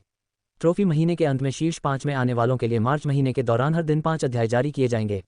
टक्कर अध्याय 38, मजेदार मोड़। आरव ने एक बार भी पीछे मुड़कर नहीं देखा। वो ऐसा कर ही नहीं सकता था। उसका पूरा ध्यान बस आगे बढ़ने पर था। उसके आसपास फैली अफरातफरी किसी वरदान से कम नहीं थी, लेकिन सिल्वर मंत्रज्ञ सिल्वर मैंकर की गूंजती सांसें उसके कानों में जैसे हथौड़े की तरह पड़ रही थीं। आरव के पैर एक दूसरे में उलझे और वो जमीन पर गिर पड़ा। मिट्टी की सौंधी खुशबू और धूल उसकी आंखों में समा गई। हर पल जैसे लंबा खींच रहा था। उसकी नसों में नाड़ियों का संगीत वेन सॉन्ग गूंज रहा था। ग्रेटर दैन, ध्यान लगा। यह उसके भीतर से उठती हुई सबसे तीखी पुकार थी। उसने अपने कानों के भीतर मौजूद तरल को झटका जैसे किसी जादू की तरह और तुरंत अपनी चेतना वापस पा ली। वो लुढ़कते हुए जमीन पर आया, कंधा मिट्टी में धंसा, फिर पलटकर अपने पैरों पर आ खड़ा हुआ। उसने दाईं ओर झटका मारा, एक सैनिक की पकड़ से बचते हुए, और दौड़ता हुआ आगे निकल गया। जंगल की घनी झाड़ियों के बीच कोई स्पष्ट रास्ता नहीं था, लेकिन आरव को जल्दी ही समझ आ गया कि पेड़ ही उसकी सबसे बड़ी ढल है। उसने एक पेड़ के तने पर हथेली मारी और तेजी से किनारे हट गया। उसका शरीर अब खुद चल रहा था, जैसे किसी अदृश्य लय पर। एक पल में उसका पैर दूसरे पेड़ की डाल पर जा पड़ा। उसने अपने पंजों से जकड़ बनाई और खुद को ऊपर की ओर उछाल दिया। वो डाल से डाल पर फुर्ती से छलांगे लगाता गया। उसकी तलवारें हवा में चमक रही थीं, डालियों पर हल्के हल्के वार करते हुए, इतना कि पीछा करने वाला कोई भी उन पर भरोसा नहीं कर सके। हर कदम जैसे पहले से 3 चाल आगे सोचा हुआ हो। उसका मन दौड़ रहा था, विचार उमड़ रहे थे, और थकान के बावजूद दिमाग पहले से भी ज्यादा तेज काम कर रहा था। लेकिन उस सिल्वर मंत्रज्ञ की दहशत अब भी उसके पीछे थी। उसका शरीर कांप उठा, हर बाल खड़ा हो गया। मृत्यु और जीवन का नृत्य अब पहले से कहीं ज्यादा वास्तविक लग रहा था। योजक चिन्ह, योजक चिन्ह, योजक चिन्ह। दूर पर्वत पर 2 आकृतियां आरव को देख रही थीं। उनके वस्त्रों ने उनकी पहचान छिपाई हुई थी, लेकिन उनके चारों ओर की रहस्यमय आभा बहुत कुछ कह रही थी। क्या तुम उसे बचाना चाहते हो? तुम चाहते हो कि ऐसा प्रतिभाशाली लड़का मर जाए? गोल्ड स्तर से नीचे की कोई प्रतिभा मेरी नज़र में प्रतिभा नहीं। ऐसी सोच से तो तुम्हारा पूरा दल ही मिट जाएगा। तो मिट जाए। कुछ क्षणों के लिए सन्नाटा छा गया। असल में तुम उसे बचाने के लिए आगे क्यों नहीं बढ़ रहे? उद्धरण चिन्ह डॉट डॉट डॉट। क्योंकि इसमें व्यापारी ग्रे कोट शामिल है। ओह वही, हाँ समझ गया। अगर वो लड़का बच गया तो? वो नहीं बचेगा। मैंने कहा अगर वो बच गया तो शायद हमें दूसरा रायदान मिल जाए। पहली आवाज़ हंस पड़ी, जोर से खुलकर। एक हत्यारे के लिए इतनी खुली हंसी असामान्य थी। क्या इतना मज़ेदार है? लेकिन जवाब नहीं आया, बस वही हंसी गूंजती रही जैसे हवा में किसी अनकहे रहस्य का इशारा हो। योजक चिन्ह, योजक चिन्ह, योजक चिन्ह। आरव की सांसें अब तेज चलने लगीं। उसका दिल अनियमित रूप से धड़क रहा था, कभी बहुत तेज, कभी बहुत धीमा। वो जानता था कि उसने अपनी सीमा से ज्यादा खुद को धकेल दिया है। उसके पास अब मंत्र शक्ति माना नहीं थी, और बिना उसके वो किसी साधारण इंसान से अलग नहीं रहा। फिर भी वो दौड़ता रहा, पेड़ से पेड़, डाल से डाल। सिल्वर मंत्रज्ञ की शक्ति अब भी उसके आसपास मंडरा रही थी, लेकिन वो पास नहीं आ रहा था। शायद वो कमांडर था, उसे अपनी जगह नहीं छोड़नी थी। आरव ने निष्कर्ष निकाला, ग्रेटर दैन, ये सिर्फ हत्याकांड नहीं, ये तो जाल है, हमें मोहरे की तरह इस्तेमाल किया जा रहा है। तभी उसके कानों में एक आवाज़ गूंजी, पानी। वो वहीं रुक गया। उसने सच में पानी की आवाज़ सुनी थी। उसका चेहरा चमक उठा, नई ऊर्जा उसके भीतर दौड़ पड़ी। वो कर सकता था, वो जरूर वहां तक पहुंच जाएगा। लेकिन तभी हवा में एक चीख जैसी धातु की गूंज उठी। आरव का दिल बैठ गया। धातु मंत्रज्ञ, मेटल मैंकर, वो यहाँ कैसे पहुंच गया? आरव ने नीचे झांका और सच्चाई समझी। वो सीधे उस दिशा में भागा था जहां सबसे अधिक जल तत्व महसूस हुआ। लेकिन उसने ये नहीं सोचा कि भूमिगत सुरंगें ऊपर की जमीन से कैसे जुड़ी होंगी। अब समझ आया, धातु मंत्रज्ञ को आगे इसलिए भेजा गया था ताकि वो धरती में नई सुरंगें बनाकर सीधे गिल के गढ़ में घुस सके। टक्कर अध्याय 39, आत्मविश्वास। आरव का शरीर अब धीमा पड़ चुका था, मगर उसका दिमाग अब भी तेजी से चल रहा था। वो जानता था इस हालात में भी कुछ न कुछ ऐसा है जिससे वो फायदा उठा सकता है। और तभी क्लिक, एक विचार कौंधा। उसका पैर फिसला और वो पेड़ से नीचे गिर पड़ा। ठीक उसी क्षण एक धातु का बूमरैंग उसके सिर के ऊपर से सनसनाता हुआ निकल गया। जमीन उसके नीचे डोल रही थी, लेकिन आरव ने उसी अस्थिरता को अपनी ताक बना लिया। उसके पास अब मंत्र शक्ति माना नहीं थी जो गिरने के झटके को कम कर सके। इसलिए वो बस धरती की डगमगाहट पर भरोसा कर रहा था। लुढ़कते हुए वो जैसे तैसे अपने पैरों पर खड़ा हुआ। दुनिया उसकी नज़रों में धुंधली हो चुकी थी। उसने अपनी जीभ को जोर से काटा ताकि चेतना बनी रहे। अब उसका मंत्र स्तर 10% से भी नीचे था। ये वही स्थिति थी जिसे साधक मंत्र क्षय माना डेप्रिवेशन कहते थे। ये वैसी ही हालत थी जैसे किसी इंसान का खून बहुत अधिक बह जाए। इस अवस्था में मंत्र का उपयोग करना ऐसा था जैसे एक खाली स्ट्रॉ से आखिरी बूंद निकालने की कोशिश करना। थोड़ी सी भी गलती जानलेवा हो सकती थी। लेकिन आरव के पास अब खोने को कुछ नहीं बचा था। उसकी आंखों के सामने उसके परिवार की झलक आई। उसने बुदबुदाया, ग्रेटर देन, आज मेरा आखिरी दिन नहीं होगा। धड़ाम, अचानक उसका शरीर फिर से तेज हुआ जैसे किसी चिंगारी ने उसमें जान भर दी हो। उसकी सांसें धुआं छोड़ने लगी, शरीर तप रहा था। उसने अपनी बची हुई थोड़ी सी मंत्र शक्ति इसी पल के लिए संभाल रखी थी। तभी जमीन फटी और वहां से धातु मंत्रज्ञ मेटल मैंकर उभर आया। शुरू में उसने आरव को नहीं पहचाना, लेकिन फिर उसके जल मंत्र की लहर महसूस करते ही गुस्से से लाल हो गया। वो अब तक उस महिला हत्यारे के वार से बमुश्किल बचा था, और अब उसे एहसास हुआ कि यह लड़का ही उसकी तबाही की असली वजह है। ठाक, धातु का बूमरैंग एक पेड़ से टकराया और जोर से कांपने लगा। मंत्रज्ञ ने अपना हाथ बढ़ाया और मंत्र शक्ति से उसे खींचकर वापस बुला लिया। अब वो बूमरैंग उसकी देह के चारों ओर घूमने लगा, जैसे किसी विशाल गुलेल में भरा हुआ प्रक्षेपास्त्र। आरव ने अपने कदमों की गिनती सटीक रखी। जैसे ही बूमरैंग करीब आया, वो तुरंत एक और पेड़ के पीछे मुड़ गया। बूमरैंग उसके सिर की ओर मुड़ने की कोशिश करता रहा, लेकिन कोन बहुत तीखा था। धड़ाम, वो फिर एक और पेड़ में जा अटका। धातु मंत्रज्ञ का गुस्सा अब उबाल पर था। उसने पांव पटका, धरती हिल गई और वो रॉकेट की तरह आगे बढ़ गया। धातु मंत्रज्ञ गति के लिए नहीं जाने जाते, पर जल मंत्रज्ञ भी नहीं। और जब उनके बीच 4 स्तरों का अंतर हो, तो आरव का पीछा पकड़ा जाना तय था। वो पेड़ों के बीच से गुजरता हुआ आया, बूमरैंग फिर उसके हाथ में। उसने अपनी देह को पीछे झुकाया, इतना कि लगता था मानो वो पीछे की मिट्टी छूने वाला हो, और फिर पूरा शरीर झटका देकर ऊपर उठा। मंत्र शक्ति उसकी बाहों में भरी और उसने बूमरैंग को पूरी ताकत से आरव की ओर फेंक दिया। ग्रेटर दैन, मर जा। उसकी गर्दन पर पुराना घाव अब भी धड़क रहा था। अगर उसकी धातु की रक्षा कला न होती, तो वो उस महिला हत्यारे के हाथों सिर खो चुका होता। अब वह सिर आरव का होना था। बूमरैंग हवा चीरता हुआ आया। सिर्फ 15-20 मीटर की दूरी थी। इतनी गति में तो 1 सेकंड भी नहीं मिलता बचने के लिए। आरव ने महसूस किया, ये वार चकमा देने लायक नहीं था। फिर भी उसके चेहरे पर एक शांत ठंडा आत्मविश्वास था। वो जानता था अब पीछे हटने का कोई अर्थ नहीं। उसने अपने भीतर बची हर बूंद मंत्र शक्ति झोंक दी। फटता जल कवच, बर्स्टिंग वाटर शील्ड। हवा में एक नाजुक नीला गोला बना और तुरंत फट गया। बूमरैंग सीधे उसमें से होकर निकल गया। बस थोड़ी सी गति धीमी हुई, पर यही आरव की योजना थी। वो हवा में घूम गया, अपनी छोटी तलवार और खंजर को आपस में क्रॉस किया। धड़ाम, बूमरैंग उन पर टकराया और आरव दूर जा गिरा, पर उसने अपने ब्लेड से बूमरैंग की दिशा मोड़ दी। उसका बायां कंधा फट गया, खून की धार फूट पड़ी, लेकिन बूमरैंग पीछे उछल गया और नदी में जा गिरा। आरव का शरीर भी उसी नदी में गिरा, ठंडा पर जीवित। वो जानता था उसने जीत लिया है। उसने धातु मंत्रज्ञ का अपने हथियार से संपर्क तोड़ दिया था। धातु मंत्रज्ञ नदी के किनारे आकर रुका। उसने मंत्र शक्ति से बूमरैंग वापस बुलाने की कोशिश की, पर कुछ नहीं हुआ। उसी पल 3 जल गोले, वाटर बुलेट्स, 3 दिशाओं से उसकी ओर आए। वो हंस पड़ा। सिर्फ 5वां स्तर, दया आती है। और फिर एक लाल जल गोला उसकी गर्दन के पार निकल गया। वो वहीं ढह गया। उसकी आवाज़ हवा में गुम हो गई। आरव नदी में लेटा, सांसें खींचता हुआ बोला, ग्रेटर देन, अब बताओ किसके पास था असली आत्मविश्वास? ठंडा पसीना। अध्याय 40, परिवर्तन। आरव का शरीर पानी में भीग चुका था। जैसे कोई सूखी जमीन हर बूंद को चूसने को आतुर हो, वैसे ही वह हर थोड़ी सी जल मंत्र शक्ति, वाटर माना, को अपने भीतर समेट रहा था। हालांकि इसमें एक बड़ी सीमा थी, जो उसकी क्षमता और उसके कोर की गुणवत्ता द्वारा तय हुई थी। जल मंत्र शक्ति शायद शक्ति के लिए प्रसिद्ध नहीं थी, लेकिन हवा के अलावा इसे वातावरण से खींचना सबसे आसान था। वायु मंत्र में परिस्थितियों पर निर्भरता होती है, पर जल मंत्र में जब पानी मौजूद हो तो हमेशा आशा रहती है। यह अनुभव धातु मंत्रज्ञ मेटल मैंकर को खुद भी था। धरती से घिरे होने के बावजूद पृथ्वी मंत्र शक्ति इतनी तरल नहीं होती, और बिना असाधारण कौशल, उच्च स्तरीय साधना या वंशीय क्षमता के इसे आसानी से खींचा नहीं जा सकता। जैसे ही आरव ने यह समझा कि धातु मंत्रज्ञ ही गिल्ड के ठिकाने में सुरंगें खोलकर रास्ते बना रहा था, उसे एहसास हुआ कि अब उसके पास मंत्र शक्ति लगभग खत्म हो चुकी होगी। वाटर बुलेट में आक्रामक शक्ति कम थी। यदि उसका उद्देश्य कोई पृथ्वी मंत्रज्ञ होता तो ये किसी अंडे को चट्टान पर मारने जैसा होता। इसलिए आरव ने धातु मंत्रज्ञ को बहकाया, उसे ज्यादा मंत्र शक्ति खर्च करने के लिए मजबूर किया, और अंत में ऐसा काम किया जिसकी किसी ने कल्पना भी नहीं की थी। जब पहले सिल्वर मंत्रज्ञ उसे निशाना बना रहे थे, आरव ने वेनसॉन्ग की स्थिति में अपने भीतर के तरल को नियंत्रित कर संतुलन हासिल करने का अवसर पाया। उसने सहज ज्ञान से अपने शरीर में जल मंत्र का उपयोग किया, कुछ ऐसा जो उसने पहले कभी नहीं किया था। आरव का मानव शरीर विज्ञान पर ज्ञान अत्यधिक था। उसने अपनी जवानी का अधिकतर समय किताबें पढ़ने में बिताया, और यही ज्ञान उसे असंभव को संभव करने में मदद कर रहा था। लेकिन आरव जानता था ये बिल्कुल भी प्राकृतिक नहीं था। शरीर में जल का उपयोग करना एक जल मंत्रज्ञ के लिए कोई नई बात नहीं हो सकती। कई लोगों ने ये सोचा होगा, लेकिन जोखिम इतना अधिक था कि किसी ने इसे आजमाने की हिम्मत नहीं की। शरीर से मंत्र शक्ति खींचना, जैसे अपनी किस्मत की धागे को खींच लेना, यह आत्मघाती था। फिर भी वेनसॉन्ग में आरव ने बिना सोचे इसे कर दिखाया। लेकिन जितना वह इस पर ध्यान देना चाहता था, उसके पास अभी भी खतरा था। उसने धातु मंत्रज्ञ को चकमा देने और उसकी मृत्यु लेने के लिए अपने रक्त का इस्तेमाल किया था। पर अब आगे और अधिक मंत्र शक्ति खाली मूर्ख दुश्मन शायद ही मिलते। और जैसे ही उसका मंत्र शक्ति तेजी से वापस आ रहा था, सिल्वर मंत्रज्ञ की उपस्थिति अब भी उसकी चेतना में थी। यह उसे याद दिलाता रहा, यदि वह सही तरह से रिकवर भी कर ले तो भी किसी ऐसे दुश्मन से टकराना जिसकी क्षमता उसके नियंत्रण से बाहर हो, किसी काम का नहीं। फिर उसकी कंधे की चोट का सवाल था। आरव की आंखें फैल गईं। जीवन और मृत्यु के इस नृत्य में शायद ही उसने कभी इतनी तीव्र प्रतिक्रिया दी थी। लेकिन इस क्षण जब उसकी कॉलरबोन जैसे खुद ब खुद जुड़ रही थी, उसने पूरी तरह से दंग रह गया। यह क्या हो रहा है? जल मंत्र शक्ति को चिकित्सीय गुणों के लिए जाना जाता है, लेकिन यह न तो प्रकाश मंत्र की तरह शक्तिशाली था और न ही किसी विशेष सोल मंत्रज्ञ सोल मैंकर पाथ की तुलना में। और निश्चित रूप से यह बिना किसी तकनीक के अपने आप सक्रिय नहीं होना चाहिए था। आरव जानता था कि जल मंत्रज्ञ उपचार तकनीकें क्या हैं।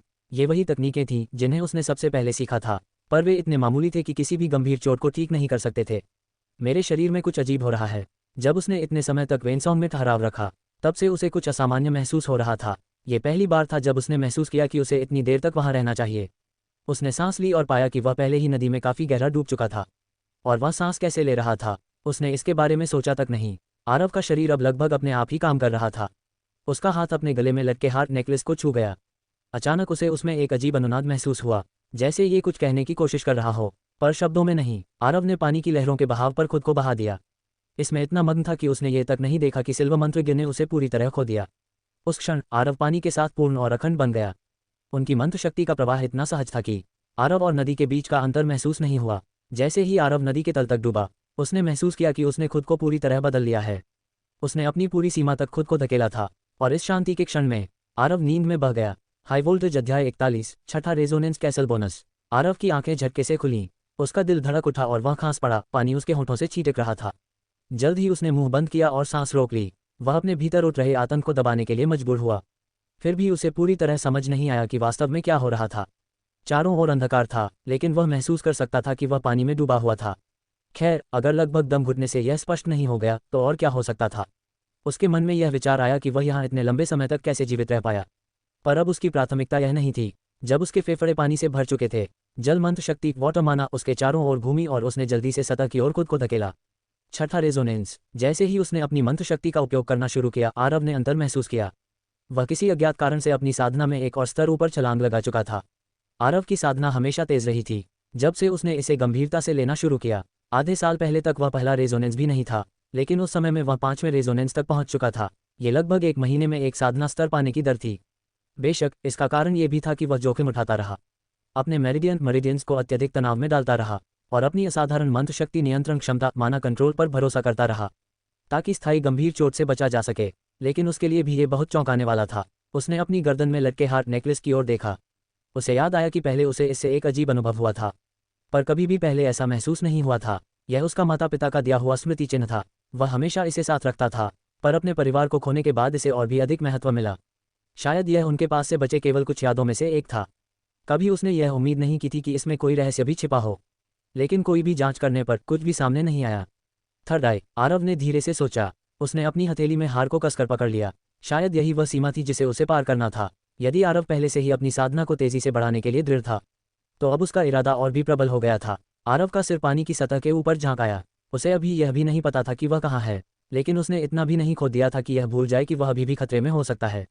उसने चारों ओर देखा कि कोई उपस्थित नहीं है। फिर उसने अपनी मंत्र शक्ति से फेफड़ों से पानी बाहर निकालते हुए पहली सांस ली। उसकी गले के पीछे जल का जलन महसूस हुई। पानी गलत रास्ते से जाने का परिणाम, लेकिन उसने खांसने का आग्रह दबाया। अपनी आंखों से आसपास निगरानी जारी रखी। वह अभी भी पूरी तरह आश्वस्त नहीं था कि खतरे से बाहर है। ऊपर आकाश में चांद तंगा था। वह इतने समय से बाहर था कि अब दोपहर बहुत पीछे छूट चुका था। गहरी और स्थिर सांसें लेते हुए उसने नदी की धारा के साथ आगे बढ़ना शुरू किया। उसकी नजरें ऊपर तारों पर पड़ीं। समझ गया, ये सच में शहर के पास है। तारों के आधार पर उसने अनुमान लगाया कि वह दुनिया के उसी सामान्य क्षेत्र में है। शहर यहाँ से 100 किलोमीटर से ज्यादा दूर नहीं होना चाहिए। अब सिर्फ इसे वापस पहुंचने की बात थी, पर यह आसान नहीं था। जंगल के इस गहरे हिस्से में जानवरों का खतरा था, और यह निश्चित नहीं था कि गिल्ड या आक्रमणकारियों के सदस्य साफ हो गए हैं या नहीं। जितना वह पानी में रह सके, ये सबसे सुरक्षित विकल्प था।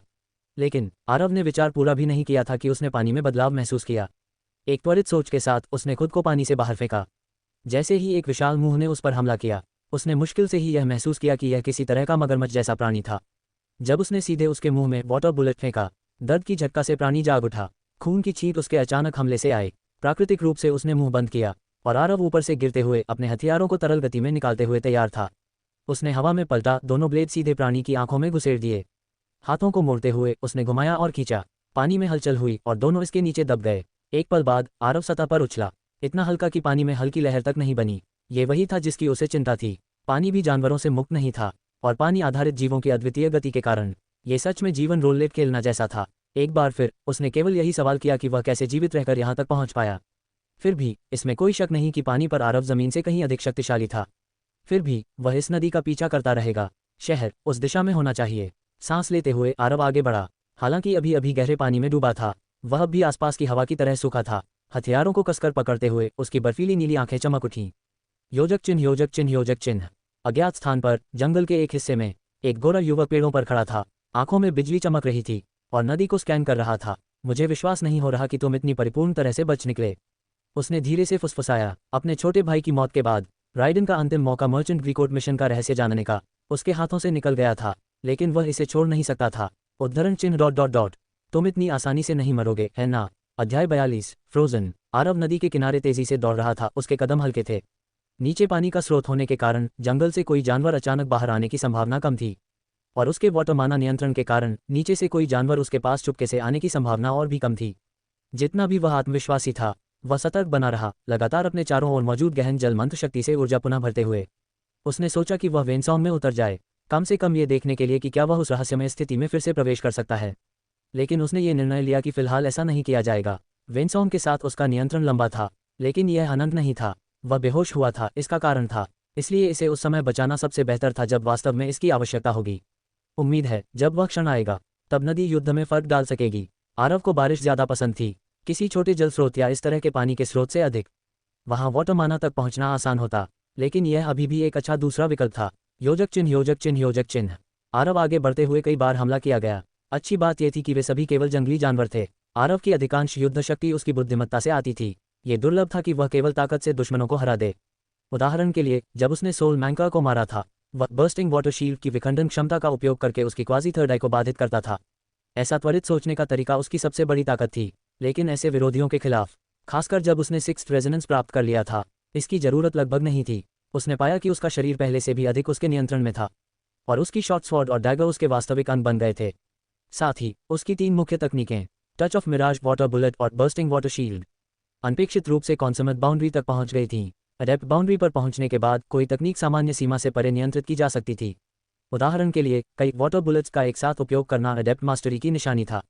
लेकिन कॉन्समेट बाउंड्री पर आरव को सोल मैंकर के खिलाफ ध्यान केंद्रित करने के लिए मंत्र जाप करने की आवश्यकता नहीं थी।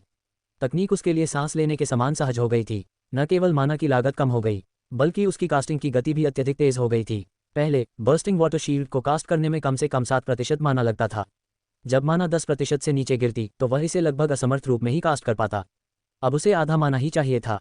लेकिन सबसे चौंकाने वाली बात यह थी कि उसने ब्रॉन्ज रेजोनेंस तकनीकें केवल 2 हफ्ते पहले सीखी थीं, और अब वह इतनी उन्नति पर पहुंच गया था। योजक चिन्ह, योजक चिन्ह, योजक चिन्ह। आरव अचानक रुक गया। कोई है। उसने अपने आसपास ध्यान देना कभी नहीं छोड़ा था। यात्रा आसान लगने लगी थी, लेकिन इससे उसकी सतर्कता और भी बढ़ गई थी। थिसलब्रुक साम्राज्य के 10 सबसे बड़े शहरों में से एक था। यहाँ बड़ी सड़कों का होना तय था। जैसे जैसे वह पास आया, दूसरों से सामना होने की संभावना भी बढ़ गई। उसकी नजरें चमकीं। जो भी था, उसे यह नहीं पता था कि आरव ने उसे देख लिया है। जल्दी ही एक वाटर बुलेट नदी से घूमकर उस पर आ गई। इतने पानी में उसे अपनी माना खर्च करने की जरूरत नहीं थी। एक बड़े क्षेत्र में पानी की केंद्रित गोली सीधे एक पेड़ के चारों ओर घूम गई। आरव ने घास के हिलने की आवाज सुनी, हल्की सांस और तलवार की आहट सुनी। जब उसकी वाटर बुलेट 2 टुकड़ों में कट गई, वह व्यक्ति तेजी से पीछे हटा, हल्के कदमों से कूदता, या कहें कि हल्के कदम होते अगर थोड़ी असंतुलन नहीं होती। वे घायल हैं। आरव पहले बढ़ा और बाद में सवाल पूछने का सोचा। पानी का गोला उसके पीछे चलता हुआ किनारे की ओर बढ़ा। वह भी ज्यादा दूर नहीं था। उथले पानी के पास कोई बड़ा और शक्तिशाली प्राणी उसे चुपके से घेरने में सक्षम नहीं था, इसलिए उसने दूरी बहुत जल्दी तय की। उसके ब्लेड पहले से ही हमला के लिए तैयार थे। उसकी साधारण लिनन पोशाक अब भी उसके शरीर से चिपकी थी। उसके शॉर्ट स्वॉर्ड नीचे लटक रहा था, डैगर उल्टे पकड़ में क्रॉस किया गया। रात में उसकी बर्फीली नीली आंखें शिकार की तरह लक्ष्य को ट्रैक कर रही थीं। क्या संभव था कि यह व्यक्ति निर्दोष हो? संभव था, लेकिन वह किसी अंधेरे में छिपे हुए व्यक्ति पर कोई मौका नहीं लेना चाहता था। उसकी डैगर आगे बढ़ी, हाथ स्लैशिंग मूवमेंट में। प्रतिद्वंदी ने कुशलता से प्रतिक्रिया दी। उनकी एकल तलवार ने शॉर्ट स्वॉर्ड को रोक दिया और ऊपर की ओर सरका दिया। कलाई के मोड़ के साथ उनकी तलवार सीधे आरव के गले की ओर बढ़ रही थी। लेकिन आरव के पास 2 हथियार थे। उसने आने वाले वार पर बहुत कम प्रतिक्रिया दी और अपनी शॉर्ट स्वॉर्ड से प्रतिद्वंदी के घायल पैर पर वार किया। जैसे ही उसने ये किया, उसने हवा में कुछ सूंघा और उसकी आंखें संकीर्ण हो गईं। पहचानने पर वह धीमा नहीं हुआ, बल्कि गति बढ़ा दी। ये वही महिला थी जिसे उसने मेटल मैंकर से लड़ने के लिए धकेला था। उसने पहले नियमों की अनदेखी की थी और अब भी करेगा। इस बात में कोई शक नहीं कि इस महिला का उस पर बदला लेने का मन था। यदि वह घायल हुई तो इसमें उसकी भूमिका हो सकती है। उसे मरना था। आरव की तीव्रता और अचानक पैर पर हमला देखकर, जो उसने सोचा था कि वह अच्छी तरह छुपा चुकी थी, हत्यारा लड़खड़ा गई। उसके शरीर के चारों ओर हवा की लहर उठी। उसने बचने की कोशिश की। विंड मैंकर पर्याप्त नहीं। ब्रॉन्ज मैंसर के रूप में वह इतनी जल्दी हवा एकत्र नहीं कर सकती थी। उसने आरव के घायल पैर पर वार से बचाव किया, लेकिन वह पहले ही अगले हमले में प्रवाहित हो गया। अपनी पैरी डैगर को वापस पकड़ते हुए उसने अपनी पकड़ बदलकर उसे सीधे जमीन पर काट दिया। उसकी मौत निश्चित थी। वह जमीन पर गिर पड़ी, आंखें चौड़ी हुईं। थेरन, आरव रुक गया। उसकी डैगर रात में रुक गई। यह महिला उसका नाम कैसे जानती थी? उसका असली नाम जड़ी बूटी। अध्याय 43 फ्लोरा। मारने के दौरान हिचकिचाना एक बड़ा टैबू माना जाता था और ऐसा कुछ भी थेरॉन कभी सामान्यतः नहीं करता। लेकिन फिर उसने आवाज़ को पहचाना, फ्लोरा। थेरॉन की आंखें संकुचित हो गईं। अधिकांश हत्यारे, शायद सच कहें तो सभी, अपनी आवाज़ का स्वर बदल देते थे। थेरॉन ने फ्लोरा की आवाज़ इसलिए पहचानी क्योंकि उसने या तो जानबूझकर या घबराहट में ऐसा किया था। सच्चाई में मौत का सामना करते समय अपनी शांति बनाए रखना कठिन होता है। थेरॉन के ज्ञान के अनुसार फ्लोरा सैडी की सबसे अच्छी दोस्त थी। उसके यहाँ होने का मतलब काफ़ी चौंकाने वाला था। लेकिन इससे भी बड़ा कारण यह था कि फ्लोरा केवल 12 या 13 साल की थी, ठीक सैडी की तरह, और यही कारण था कि वे इतनी करीबी थीं। इतनी छोटी उम्र में ही 9th रेजिडेंस तक पहुंच जाना, ये समझ से परे था। संदर्भ के लिए, थेसा लगभग 17 साल की थी और सिल्वर मंकी से एक कदम दूर। उसकी प्रतिभा को उसकी संप्रदाय ने बहुत बड़ा माना। इसके मुकाबले फ्लोरा उससे कई लीग आगे थी, और थेरॉन ने कभी इसका अनुभव नहीं किया था। ये तथ्य थेरॉन को और सतर्क बना गया। वह सुनिश्चित था कि यदि फ्लोरा अकादमी में ये छुपा सकती थी, तो अब भी यह छुपा सकती थी। तो फिर उसने इतनी खुलकर अपनी क्षमता क्यों दिखाए? कुछ तो गड़बड़ है। थेरॉन ने अपनी डैगर को रोका हो सकता था, लेकिन उसने आराम नहीं किया। पानी की एक गेंद अभी भी उसके पीछे छिपी थी। जब उसने अपनी शॉर्ट स्वॉर्ड फ्लोरा के कंधे पर रखी, अपना हुड उतारो, धीरे धीरे। फ्लोरा कांप उठी, थेरॉन की आवाज़ में ठंडक महसूस करते हुए। उसके मन में कोई शक नहीं था कि अगर वह उसकी अपेक्षाओं को पूरा नहीं कर पाए, तो थेरॉन उसे मार देगा, और उसे इस बारे में कोई जानकारी नहीं थी कि उसकी अपेक्षाएं क्या थीं। अब अपना फेस मास्क। थेरॉन ने दबाव डाला। फ्लोरा कांप रही थी, और थेरॉन ने स्पष्ट हिचकिचाहट महसूस की। कुछ निश्चित ही गलत है। ये समझ से परे था। वह अब हिचकिचाए क्यों, जब उसे पता होना चाहिए कि थेरॉन ने उसकी आवाज़ पहले ही पहचान ली है। फेस मास्क उतारने में क्या अंतर है? तुम मुझे पहचान नहीं पाओगी, उसने कांपती आवाज़ में कहा। थेरॉन ने रुका और समझा। अगर अकादमी में फ्लोरा की पहचान केवल ढोंग थी, तो ये समझ में आता कि वह उसका असली चेहरा नहीं जानता। लेकिन फिर भी कुछ अजीब लग रहा था। उसे उतारो। फ्लोरा ने गहरी सांस ली और खुद को शांत किया। आखिरकार वह खुद एक हत्यारा थी। पहली बार मौत का सामना करते हुए उसने अपनी शांति खो दी थी। लेकिन जब तत्काल दबाव कम हुआ, तो उसका हृदय फिर से सामान्य गति से धड़कने लगा। थेरॉन की सुनकर उसने धीरे धीरे अपना चेहरा मास्क उतारा। मैं सच में उसे नहीं पहचानता, आंखें भी अलग हैं। ये स्किन मास्क मेरे खुद के मुकाबले कहीं अधिक उन्नत है। यहाँ तक कि चेहरे की मांसपेशियां भी बदल गई हैं। उसके सामने एक नाजुक चेहरा था, लगभग बहुत परिपूर्ण गोल, जैसे कोई छोटी गुड़िया पेड़ के तने के पास टिकी हो। थेरॉन का दिल एक धड़कन के लिए थम गया। नहीं, यह कोई संयोग है। जितना अधिक वह देखता गया, उतना अधिक कनेक्शन बनता गया। उसके दिल की धड़कन उसके गले तक पहुंच रही थी, लेकिन वह पूरी तरह से इसे समझ नहीं पा रहा था। उसने सामने खड़ी अजनबी महिला को घूरा, और फ्लोरा खुद भी उसकी प्रतिक्रिया से स्तब्ध हो गई। तुम महसूस कर सकते हो? उसने पूछा। नहीं, तुम देख सकते हो। जब उसने ये कहा, थेरॉन ने महसूस किया कि उसके मस्तिष्क में जैसे धमाका हुआ। सिनेप्स खुद ब खुद फट रहे थे, जैसे उसके सिर में आतिशबाजी। इस नाजुक दिखने वाली छोटी लड़की का चेहरा, वह निश्चित था कि इसका 50% फ्लोरा का और 50% सैडी का था। यह इतना असली नहीं लगता कि वह विश्वास कर सके। उम्र को अलग रखो, केवल जीव विज्ञान के हिसाब से यह असंभव था। शायद फ्लोरा और सैडी बहनें थीं और यह उनकी तीसरी बहन थी, लेकिन संभावना अत्यंत कम थी। तो सबसे अधिक तार्किक उत्तर यह था कि यह हत्यारा दोनों का फ्यूशन था। तुम विंड मैंकर नहीं हो, थेरॉन ने कहा। यह सवाल से ज्यादा बयान था। उसकी डैगर चमकी और उसने फ्लोरा या सैडी की क्लॉक काट दी। उसके सीने पर एक हार था। जैसा कि उम्मीद थी, उससे विंड माना की तीव्र लहर निकल रही थी, और यह 9th रेजोनेंस ऊर्जा का केंद्र भी था जो उसने फ्लोरा में महसूस किया। वह फिर से चकित हुआ, सिर्फ खजाने की गुणवत्ता से ही नहीं, बल्कि इसके निहितार्थ से भी। फ्लोरा या सैडी विंड मैंकर नहीं थी, फिर भी वह बाहरी आइटम का उपयोग करके 9th रेजोनेंस विंड मैंकर का कौशल दिखा रही थी, और बिना किसी झिझक के। यदि थेरॉन सही था, तो फ्लोरा का विंड माना के साथ कोई एफिनिटी नहीं था। शायद हार उस अंतर को थोड़ा पुल कर सकती थी, लेकिन इसे इस हद तक करना नामुमकिन होना चाहिए था, चाहे खजाना कितना भी उच्च श्रेणी का क्यों ना हो। ये सब एक निष्कर्ष पर पहुंचता है, या शायद एक सवाल पर। अगर फ्लोरा किसी विरोधी माना के साथ इस स्तर का कौशल दिखा सकती है, तो उसकी सच्ची एफिनिटी कितनी कुशल होगी, और उसकी असली कल्टिवेशन क्या थी? यदि थेरॉन भी इसे महसूस नहीं कर सकता, उद्धरण चिन्ह डॉट डॉट डॉट, तुम ब्रॉन्ज मैंकर भी नहीं हो। थेरॉन ने अपने ब्लेड कसकर पकड़े। यदि फ्लोरा अपनी असली ताकत दिखाने के संकेत देती तो वह बिना किसी दया के कार्रवाई करता। असली शक्ति को इतनी अच्छी तरह छुपाने की समस्या ये थी कि वह भी कमजोर थी। क्या उसे विश्वास था कि वह सिल्वर मैंकर के शरीर को काट सकता है? कभी भी नहीं। लेकिन इसका मतलब यह नहीं कि वह गिरकर मर जाएगा। और उसी तर्क के अनुसार वह ये भी समझ गया कि वह क्यों उजागर हुआ। लगभग निश्चित रूप से लिटिल सैडी उतनी भोली नहीं थी जितनी दिखाई देती थी। यौनवाय हत्या के लिए उसकी सभी सूक्ष्म जांचें शायद उसके लिए बिल्कुल भी सूक्ष्म नहीं थीं। अमावस्या अध्याय 44। तुम कौन हो? मैं नहीं सोचती थी कि तुम पहचान लोगे, फ्लोरा ने धीरे से कहा। थेरॉन ने भौहें तानी। वह देख सकता था कि सामने खड़ी छोटी लड़की थोड़ी हिचकिचाई हुई थी। लेकिन जब उसने सोचा शायद वह सही थी। बहुत कम लोग दुनिया को उसके जैसे देखते हैं और उसके उजागर होने की संभावना कम थी। शायद जब उसने फ्लोरा की आवाज़ का इस्तेमाल किया तब भी वह उसे फंसाने की कोशिश कर रही थी। वह सोचता था कि उसकी घबराहट में उसने गलती से अपनी असली आवाज़ इस्तेमाल कर दी। लेकिन शायद उसने जानबूझकर ऐसा किया। थेरॉन आसानी से धोखा नहीं खाता। लेकिन ये छोटी लड़की, इस समय उसने उसे पूरी तरह अपने नियंत्रण में ले लिया था। उसने खुद के बारे में सब कुछ बिना जाने उजागर कर दिया। तुम कौन हो? थेरॉन ने दूसरी बार पूछा। फ्लोरा ने गहरी सांस ली और छोड़ दी। मैं सैडी हूँ और मैं फ्लोरा भी हूँ। यह मेरा सवाल का जवाब नहीं है। मैं। सैडी ने घबराहट में अपनी जगह बदली। सच कहें, थेरॉन फ्लोरा के बारे में ज़्यादा नहीं जानता था। उसने शायद ही कभी उसके साथ बातचीत की थी। हालांकि वह दिन भी क्लास में गायब रही होगी, लेकिन उसने इसे नोट भी नहीं किया। लेकिन ये भी दिखाता है कि सैडी का छुपाव कितना परिपूर्ण था। और यही कारण है कि अब जब उसने स्वीकार किया कि थेरॉन की खोज सही थी, तो वह उसे केवल लिटिल सैडी के रूप में ही देख सकता था। जितना सैडी घबराई हुई थी, उतना ही थेरॉन अपनी मानसिक स्थिति को समायोजित करने की कोशिश कर रहा था। आखिरकार ये सब इसलिए हो रहा था क्योंकि उसने गलती की थी। दिन के अंत में, चाहे वह कितना भी बुद्धिमान क्यों न हो, उसका दुनिया का अनुभव कम था। उसने बिना जाने इतनी बड़ी गलती कर दी थी। अगर सैडी उसके लिए खतरा थी और उसे खत्म करना चाहती थी, तो वह लगभग समाप्त हो गया होता। ये सोचकर कि अब वह शायद सैडी से भी ज़्यादा मौत के करीब है, उसके लिए शांत होना कठिन हो रहा था। यह उसके लिए सामान्य नहीं था। वह केवल 14 साल का है, लेकिन हमेशा अपनी उम्र से ज़्यादा शांत रहा। ये पूरी तरह असामान्य था। लेकिन फिर सैडी ने बोलना शुरू किया। उसकी आवाज़ में फिर से कुछ बदल गया। और इस बार थेरॉन निश्चित था कि यह उसकी असली आवाज़ थी। यह इतनी मीठी लगी। उसने अपना सिर हिलाया, अपने आप को संयमित किया और उस पर ध्यान केंद्रित किया। मैं एक नाइटिंगेल हूँ। मेरी अफिनिटी डार्क माना है और मेरी अनोखी रक्त रेखा क्षमता मुझे अपनी छाया को अलग अलग लोगों में विभाजित करने देती है। थेरॉन की आंखें कांप उठीं। नाइटिंगेल, प्रांत का सबसे शक्तिशाली परिवार, शासन करने वाला क्लान और imperial family, Thistle Brook City की हर चीज़ का मुख्य केंद्र। थेरॉन ने सांस ली। वास्तव में इस बार उसने सच में गलती कर दी थी। वह लंबे समय से सोच रहा था कि किसने उसके छोटे से गांव को नष्ट किया और उसके परिवार को मार डाला, और उसके पास कोई सुराग नहीं था। असाइनासिन गिल्ड में शामिल होने का उसका मुख्य उद्देश्य जानकारी इकट्ठा करना था, लेकिन इसके साथ ही उसने इंपीरियल स्कॉलर बनने का निर्णय लिया था।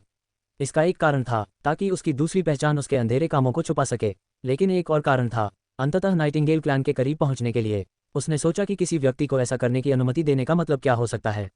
जितना छोटा उनका गांव था, यह अभी भी नाइटिंगेल क्लैन के क्षेत्र में था। यदि इंपीरियल क्लैन की सहमति या अनदेखी न होती तो यह संभव ही नहीं हो सकता था। एक तरह या दूसरे, नाइटिंगेल क्लैन को यह पता था कि किसने उसके परिवार को मिटाया। इतना पता था कि थेरॉन कुछ भी करने को तैयार था ताकि वह इंपीरियल कैपिटल तक पहुंच सके। लेकिन वह यह भी जानता था कि अगर अनदेखी या सहमति थी तो नाइटिंगेल क्लैन में कोई उसे नज़र रख रहा होगा। इसीलिए वह इंपीरियल एकेडमी में अच्छा प्रदर्शन करना चाहता था, लेकिन इतना अच्छा नहीं कि सच में चेतावनी संकेत उठ जाए। उसकी वर्तमान गति से वह इसे हासिल करने के रास्ते पर था। लेकिन अब तक एक ही गलती, एक ही लापरवाह कदम, और दशकों से सेट की गई योजनाएं धुएं में उड़ गईं। थेरॉन के हाथ कांपने लगे और उसकी ब्लेड का किनारा सैडी के क्लोक के कपड़े को काट रहा था। लेकिन उसने शायद ही इसे नोटिस किया। क्या उन्हें पहले से पता था? क्या उसने सब कुछ उन्हें बता दिया था? क्या उसे अभी मारना कोई फर्क डालेगा, या इससे सिर्फ ये सुनिश्चित होगा कि नाइटिंगेल क्लैन कोई गोल्ड मैंकर भेजकर उसे मिटा देगा जैसे उनके परिवार को किया गया था? क्या उन्हें उसकी इतनी परवाह थी, या वह उनके नज़रों में सिर्फ एक चींटी थी? एकदम घुटन और दम घुटता हुआ महसूस हुआ, और फिर वह गायब हो गई। उसकी आंखें इतनी सख्त और ठंडी हो गईं कि हवा में तापमान गिरता हुआ महसूस हुआ। थेरॉन ने देखा नहीं, लेकिन उसके होंठों से एक ठंडी सांस निकली जो उसके अब गर्दन में लटके हार में खींच गई। उसने बिना किसी झिझक के हमला किया। उसकी ब्लेड पार कर गई, सैडी की गर्दन पर वार करते हुए। उनके पार करने की शक्ति इतनी जबरदस्त थी कि जिस पेड़ के सहारे वह खड़ी थी वह आधा कट गया। लेकिन थेरॉन ने तुरंत महसूस किया, यह बहुत हल्का था। सैडी अंधकार की धुंध में फैल गई, 2 रूपों में गायब और फिर 2 रूपों में प्रकट हुई, जो थोड़ी दूरी पर टकरा गई। वह थोड़ी भ्रमित लग रही थी। थेरॉन, यदि हैरान हुआ भी, तो उसने इसे बिल्कुल नहीं दिखाया। उसके पीछे का पानी का गोला पहले ही 3 में विभाजित हो चुका था। एक पीछे रह गया और बाकी बाएं और दाएं चले गए। सैडी अभी अभी एक छोटे लड़की के रूप में प्रकट हुई थी। तभी चारों तरफ से वाटर बुलेट्स की बारिश उसके ऊपर टूट पड़ी। अमावस्या अध्याय 45। थेरॉन क्यों? सैडी कांप उठी। उसका शरीर उस अजीब धुंधली अवस्था से बाहर निकल आया पानी की गोलियां उसके ऊपर चिपकी, कपड़े और त्वचा दोनों को चीरती हुई। थेरॉन पहले ही उसके पास पहुंच चुका था। उसका अंदाजा सही था कि सैडी ब्रॉन्ज को स्तर से ऊपर थी। अगर ऐसा था तो उसकी शरीर की गुणवत्ता, भले ही वह रक्षा विशेषज्ञ न हो, वाटर बुलेट जैसी तकनीक से उसे मौत के कगार तक पहुंचाने के लिए पर्याप्त नहीं थी। थेरॉन, सैडी ने फिर से बोलने की कोशिश की, लेकिन थेरॉन की ब्लेड तेज थी और उसकी आंखें और भी ठंडी होती चली गईं। वह जल्दी से ब्लॉक करने लगा, लेकिन थेरॉन की शॉर्ट स्वॉर्ड ने उसका पीछा किया और उसके शरीर के साइड पर वार किया। सैडी की पीड़ा की आवाज़ निकली। थेरॉन की लगातार बेजरूरत आक्रमणों ने निशाना साध लिया। उसे उसी क्षण एहसास हुआ कि थेरॉन उसे आसानी से जाने नहीं देगा। लेकिन किसी कारणवश उसका डाक माना वैसे नहीं निकला जैसा थेरॉन सोच रहा था। इसके बजाय उसके गले की हार ने ऊर्जा छोड़ी, हवा में विंड माना की एक हल्की चमक फैल गई। जैसे ही उसने ये निर्णय लिया, सैडी का चेहरा पूरी तरह बदल गया। उसमें एक तीक्ष्णता आ गई जिसने पूरी मासूम छोटी लड़की को दबा दिया। अब ऐसा लग रहा था जैसे थेरॉन 1 साल या 2 छोटे समकक्ष के सामने नहीं था, बल्कि ऐसा लग रहा था जैसे वह किसी बराबरी वाले के सामने खड़ा हो जो कभी भी उसकी जान ले सकता है। उसने अपने शरीर के सामने एक ही ब्लेड पकड़ी और उसका शरीर पतला लग रहा था, जैसे एक हाथ से वह इसे पकड़े हुए निडरता से चल रही हो। सुई जैसी पतली ब्लेड नाच रही थी, थेरॉन के तीसरे वार को भी रोक रही थी, भले ही वह बाद में आया हो। थेरॉन के हाथों में हलचल फैल गई। वह शायद किसी खजाने पर भरोसा कर रही थी, लेकिन नाइन्थ रेजोनेंस की ताकत असली थी। सैडी की इतनी जल्दी रिकवरी देखकर थेरॉन ने उसे दूरी बढ़ाने का मौका नहीं दिया। उसके पीछे बर्स्टिंग वाटर शील्ड प्रकट हुआ, दोनों पानी के गोले से बची हुई जल ऊर्जा को मिलाकर। जैसे ही उसने दूरी बढ़ाने की कोशिश की, यह उसके खिलाफ फट पड़ा। वह विंड माना जिसे वह इतनी निपुणता से नियंत्रित कर रही थी, वह वाटर माना के दबाव से नियंत्रण खो बैठी। आमतौर पर यह असंभव होता, लेकिन थेरॉन ने पहले ही देख लिया था कि हार में नेकलेस का सक्रिय होना तकनीक की तरह ही है, इसे रोका जा सकता था। पूछी, थेरॉन की ब्लेड सैडी की घायल हुई जांघ पर वार कर गई। उसकी आंखों में दर्द और एक और भावना चमकी, शौक। शायद उसने नहीं सोचा था कि पूरा दम लगाकर भी उसे मात दी जाएगी। दर्द से उसके पैर झुक गए। थेरॉन का हमला जितना भी मजबूत और अचानक था, यह उसके मांस को पूरी तरह काटने में सक्षम नहीं था। उसका शरीर बहुत मजबूत था, लेकिन इतना पर्याप्त था कि उसका चलना और भी लड़खड़ाने लगा। पहले उसने अपनी चोट छुपा ली थी, लेकिन इस बार नहीं, भले ही वह चाहे भी। उसका प्रमुख पैर अब बोझ बन गया और उसका एक हाथ वाली तलवार की शैली प्रभावित हुई। जैसे ही थेरॉन और अधिक प्रवाही और निर्दयी हो गया, एक सोच के साथ उसका माना आसपास के पानी की ओर फैल गया। हर क्रिया ने दूसरी क्रिया को जन्म दिया, इतनी तेज और सहज कि सैडी पूरी तरह प्रतिक्रिया नहीं कर पाए। एक गलत कदम ने दूसरा गलत कदम खींच लिया और फिर एक और। Touch of Miraj. सैडी की आंखें धुंधली हो गईं। थेरॉन उसके सामने कई आकृतियों में बदल गया। वह ये नहीं देख सकती थी कि कौन वास्तविक है। उस पल में उसने अंदर तक गहराई से कुछ छुआ और थर्ड आई सक्रिय किया, लेकिन थेरॉन इसके लिए तैयार नहीं कैसे हो सकता था। वह शुरू से ही जानता था कि वह ब्रॉन्ज कॉ में नहीं थी। अगर वह सिल्वर कॉ में है, तो ये स्वाभाविक है कि उसने पहले ही थर्ड आई बना लिया होगा। वह इसके लिए तैयार था। वह इतना मूर्ख नहीं था कि सिल्वर मंसिस के खिलाफ बेकार तकनीक का इस्तेमाल करे। ये केवल एक विक्षेप था। वाटर बुलेट को अधिकतम घनत्व और छेदन शक्ति देने का उद्देश्य था। और उसी क्षण जब थेरॉन ने अपनी शॉर्ट स्वॉर्ड को ऊपर उठाया, भारी धुंध में खुद को छिपाते हुए जिसे सैडी जल्दी देख रही थी, उसने इसे अपने ब्लेड में लपेट लिया। उसका पूरा इरादा एक ही शब्द पर केंद्रित था, तेजी। और उसने अपना माना पूरी सीमा तक बढ़ाया, वेन सॉन्ग में डूब गया। उसका शरीर गूंजने लगा। उसी क्षण पानी उसकी आज्ञा मानता प्रतीत हुआ, जिसका विरोध धुएं की तरह गायब हो गया। उसने दहाड़ लगाए। उसके ध्यानित इरादे ने तुरंत वार किया। जैसे ही सैडी उसे भ्रमित आकृतियों से अलग करने में सफल हुई। वह शक्तिशाली थी, लेकिन उसकी गलती स्पष्ट थी। लड़ाई शुरू होने के बाद खुद को दबाना एक गलती थी। दिन में दूसरी बार सैडी ने अपनी जिंदगी अपनी आंखों के सामने देखी। इस बार थेरॉन के पास अपने ब्लेड में माना को लपेटने का समय था, एक ऐसी तकनीक का उपयोग करते हुए जिसे उसने पहले कभी नहीं देखा था। उसने पहले कभी वाटर माना को इतनी गति में इस्तेमाल होते नहीं सुना था, लेकिन इससे भी महत्वपूर्ण, वह अब फिर से बचने की वही चाल इस्तेमाल नहीं कर सकती थी, जब तक कि उसका माना किसी भी प्रयास को बाधित नहीं करता। उसकी आंखों में भारी दुख चमका। थेरॉन, क्यों? उसके शब्द निकलने से पहले ही ब्लेड गिरा। बूम! थेरॉन ने क्या हुआ यह नहीं देखा, लेकिन महसूस किया। सीने पर हुए वार ने उसकी पूरी दुनिया उलट दी। उसके पसली टूट गई, आंतरिक अंगों में चिंगारी फैली, लगभग सब काले हो गए। वह दूर जमीन पर भारी होकर गिरा। उसका शरीर झकझोर रहा था। बिजली की चिंगारियां उसके कालापन भरे शरीर पर चमक रही थीं। एक युवा व्यक्ति सैडी के सामने उतरा, सोने की चमकती बिजली के साथ। ठीक हो, राजकुमारी? उसने हल्के स्वर में पूछा। रायडेन, सैडी ने कहा। उसकी आवाज में आश्चर्य का संकेत था। अमावस्या अध्याय 46, चालाक। सैडी उतनी ही हैरान थी जितनी कि थेरॉन था। उसने ऐसा बिल्कुल उम्मीद नहीं किया था। तार्किक रूप से रायडेन यहाँ नहीं होना चाहिए था, और उससे भी महत्वपूर्ण, उसे यह नहीं पता होना चाहिए था कि वह कौन है। जितनी हैरानी उसे उसके प्रकट होने से हुई, इस तथ्य ने उसे और भी झकझोर दिया। कुछ क्षणों के लिए वह बिल्कुल वैसी ही थी जैसी थेरॉन कुछ क्षण पहले था। पिछले महीनों में उसने कौन सी गलती की, ये सोचते हुए और यह महसूस करते हुए कि असली गलती का मूल्य ही था, उसने अभी अभी थेरॉन के सामने खुद को प्रकट किया था। रायडेन की इंद्रियां इतनी तेज थीं कि वह, यदि वह 100 मीटर दूर भी होता, आसानी से उसे सुन लेता। सच कहें तो यह शायद उसकी क्षमता का भी कम आंकना था। जैसे ही उसने इसे समझा, सब कुछ स्पष्ट हो गया। राइडेन एक प्रतिभाशाली था। कल्टिवेशन का हुनर अक्सर बुद्धि में भी अनुवादित होता है, सिर्फ कुछ अपवाद ही होते हैं। माना का अध्ययन किसी भी अकादमिक क्षेत्र से अधिक कठोर और कठिन था। जैसे ही राइडेन ने उसे सुना, उसने बहुत कुछ अनुमानित कर लिया होगा। गिल्ड में लंबे समय से होने के कारण उसने कुछ विचित्रताएं भी पकड़ी होंगी। साथ ही उसकी प्रतिभा के कारण उसे विशेष लाभ भी मिलता था। वह निश्चित रूप से सब कुछ नहीं जानता था, लेकिन वह जानता था कि किसी स्थिति का फायदा कैसे उठाया जाए। सच कहें तो ये समझने के लिए किसी प्रतिभाशाली की जरूरत नहीं थी कि यदि साम्राज्य की राजकुमारी यहाँ है तो डैगर्स ऑफ द नाइट शायद जितना अलग लगते हैं उतने अलग नहीं हैं।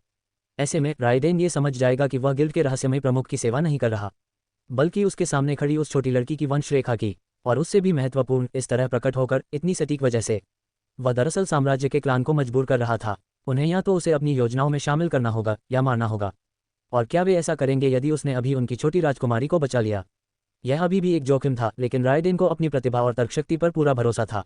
ये छोटी लड़की यहाँ भेजी गई थी, लेकिन एक क्लान जो अपनी युद्ध क्षमता पर गर्व करता है, उसके लिए इसका मतलब यह नहीं कि वह एक महत्वहीन मोहरा है। यदि कुछ भी सही है तो सैडी का यहाँ होना यह दर्शाता है कि वह नाइटिंगेल क्लान के लिए किसी की कल्पना से भी अधिक महत्वपूर्ण थी। और थेरॉन को एक साथ निपटाने का बोनस तो ये बस ऊपर का चेरी जैसा था। राइडेन खुद को प्रतिभाशाली मानता था और वह सच में था, लेकिन थेरॉन की तरह उसने यह नहीं देखा कि सैडी ने पहले ही सब कुछ अनुमानित कर लिया था जैसे ही वह प्रकट हुआ। सैडी का चेहरा मासूम और भोला था। हर कोई उसे बच्चा मानकर व्यवहार करता था, यहाँ तक कि थेरॉन, जिसे वह बहुत सम्मान देती थी, भी उसके छलावे में फंस सकता था। सैडी ने उसका नाम जानते हुए देखा। राइडेन मुस्कुराया। उसकी राय में ये काफ़ी अच्छी बात थी। मुझे आशा है कि मैंने असुविधा नहीं दी। मैंने पहले कदम बढ़ाने की योजना नहीं बनाई थी, लेकिन सोचा कि पहले राजकुमारी को बचाना बेहतर होगा और अन्य चीज़ों के बारे में बाद में सोचना। सैडी हिचकिचाई। अंततः सच में राइडेन ने उसका जीवन बचाया था। क्या उसके पास कोई सुरक्षात्मक वस्तु हो सकती थी? शायद, लेकिन वह वास्तव में निश्चित नहीं थी। कम से कम उसे यह नहीं पता था कि वह वस्तु कहाँ है या वह अस्तित्व में भी है या नहीं। उसका क्लान काफ़ी कठोर था। हालांकि यह तर्कसंगत लगता कि उसके पास कुछ सुरक्षा हो, ये निश्चित नहीं था। धन्यवाद, उसने अंततः कहा, थोड़ी अजीब तरह से, ये जानते हुए भी नहीं कि उसने फिर से उस नकली आवाज़ में लौट गई जिसे वह एक हत्यारे के रूप में इस्तेमाल करती थी। राइडेन ने सिर हिलाया, सैडी की प्रतिक्रिया की परवाह किए बिना। उसके लिए वह सिर्फ प्रशिक्षण में एक छोटी लड़की थी। उसका मुख्य उद्देश्य प्रांत के उत्कृष्ट लोगों में जगह बनाना था। राइडेन उस दिशा में मुड़ा जहां उसने सोचा था कि थेरॉन का शव पड़ा है। उसका भौं सिकुड़ गया। वह जीवित था, ये राइडेन के लिए समझ में नहीं आया। हालांकि उसने अपनी पूरी शक्ति नहीं लगाई थी। सिक्स्थ रेजोनेंस के कीटों को मारना उसके लिए सोचना मात्र था। ये तथ्य कि उसने माना का इस्तेमाल किया, थेरॉन को पहले से ही बहुत अधिक सम्मान दे रहा था। अब उसे यह परवाह नहीं थी कि थेरॉन के पास मर्चेंट रिकॉर्ड के बारे में क्या जानकारी हो सकती है, क्योंकि राजकुमारी और नाइटिंगेल क्लैन तक पहुंचने के बाद ये सब जल्द ही सामने आ जाएगा। तो वह उसे मारकर इस दाग को अपने रिकॉर्ड से मिटा सकता था। एक पल, राजकुमारी, ऐसा लगता है कि आपका हमलावर अभी भी जीवित है। मैं उसे खत्म कर दूंगा। राइडेन ने बस एक कदम बढ़ाया, तभी सैडी का चेहरा बदल गया। रुको, राइडेन थोड़ी हैरान हुआ। पहले किसी ने कभी भी उसे इतनी कठोरता से आदेश नहीं दिया था। वह थोड़ा असंतोष महसूस करने लगा और उसके चेहरे पर अहंकार की एक झलक बन गई। लेकिन फिर वह शांत हो गया, चेहरे का हाव भाव ठीक किया और सैडी की ओर देखा। क्या आपके पास मेरे लिए कोई आदेश है? उसने काफी तटस्थ रूप में पूछा। तुम उसे मार नहीं सकते, सैडी ने कहा। राइडेन चकित रह गया। अमावस्या अध्याय 47, स्थिति में बदलाव। उद्धरण चिन्ह ... राजकुमारी, आप इसका क्या मतलब ले रही हैं? राइडेन ने पूछा और आश्चर्यजनक रूप से उसका स्वर शांत हो गया। इस क्षण राइडेन में एक खतरनाक माहौल था। वह बचपन से ही हत्यारे के रूप में पला था। किसी खतरे को छोड़ देना, हालांकि वह शायद घायल हो, उसकी पूरी प्रकृति के खिलाफ था। यह नहीं कहा जा सकता कि वह डर रहा था कि थेरॉन आगे क्या बन सकता है, लेकिन यह ऐसा लग रहा था जैसे वह अपनी ही प्रवृत्ति के खिलाफ जा रहा हो। आज जब उसने हमला किया था, उसका इरादा बिल्कुल स्पष्ट था, थेरॉन को अगली सुबह देखने का मौका नहीं देना। दूसरों को यह डरपोक लग सकता था या नहीं, उसे परवाह नहीं थी। वह योद्धा नहीं था, वह खुद को पहले कल्टिवेटर भी नहीं मानता था। उसके मास्टर ने जिस वजह से उस पर इतना विश्वास किया, वह ये था कि वह हमेशा हत्यारे के रूप में सबसे आगे था। उसने हर एक अंश में हत्यारे की प्रवृत्ति को अपनाया था। मैं वही कह रही हूँ जो मैंने कहा, सैडी ने दोहराया। तुम उसे नहीं मार सकते, वह संगठन के लिए उपयोगी है। राइडेन ने गहराई से सैडी की ओर देखा। उसने सोचा था कि यह लड़की इतनी आसानी से थेरॉन के सामने खुद को प्रकट क्यों कर गई। पहले उसने सोचा कि शायद वह मौत से डर रही थी। वह इसे थोड़ा तुच्छ मानता था, लेकिन किसी इतनी छोटी उम्र के लिए इसे स्वीकार्य माना जा सकता था। लेकिन ऐसा लगता था कि इसके पीछे पूरी तरह से कोई और कारण भी था। थेरॉन और सैडी के बीच पहले हुई बातचीत से यह स्पष्ट था कि वे किसी अन्य माध्यम से एक दूसरे को जानते थे। राइडेन फिलहाल यह नहीं जानता था कि वह माध्यम क्या था, लेकिन उससे भी महत्वपूर्ण यह था कि सैडी उस रिश्ते को लेकर कैसा महसूस करती थी। उसने तुम्हें तुम्हारी पहचान जानने के बाद मारने की कोशिश की, राइडेन ने शांत ही कहा। वह मेरी पहचान नहीं जानता था, सैडी ने विरोध किया। मैंने सुना कि तुमने अपना परिचय दिया। नहीं, तुमने सुना कि मैंने कहा कि मैं नाइटिंगेल क्लैन का हिस्सा हूँ। तुम शायद मुझे पहचान गए, लेकिन उसने स्पष्ट रूप से नहीं किया। उसके पास ये जानने का कोई तरीका नहीं था कि मैं झूठ बोल रही हूँ या सच बोल रही हूँ। और यदि उसने सोचा भी कि मैं सच कह रही हूँ, तो वह तुम्हारी तरह नहीं जानता। वह हाल ही में संगठन में शामिल हुआ है। उसकी दृष्टि में Nightingale clan daggers of the night का दुश्मन है। रायडेन ठहर गया। उसने यह उम्मीद नहीं की थी कि इतनी अच्छी दलील एक भावुक छोटी लड़की से आएगी। उस क्षण उसने सैडी का पूरी तरह से पुनर्मूल्यांकन किया।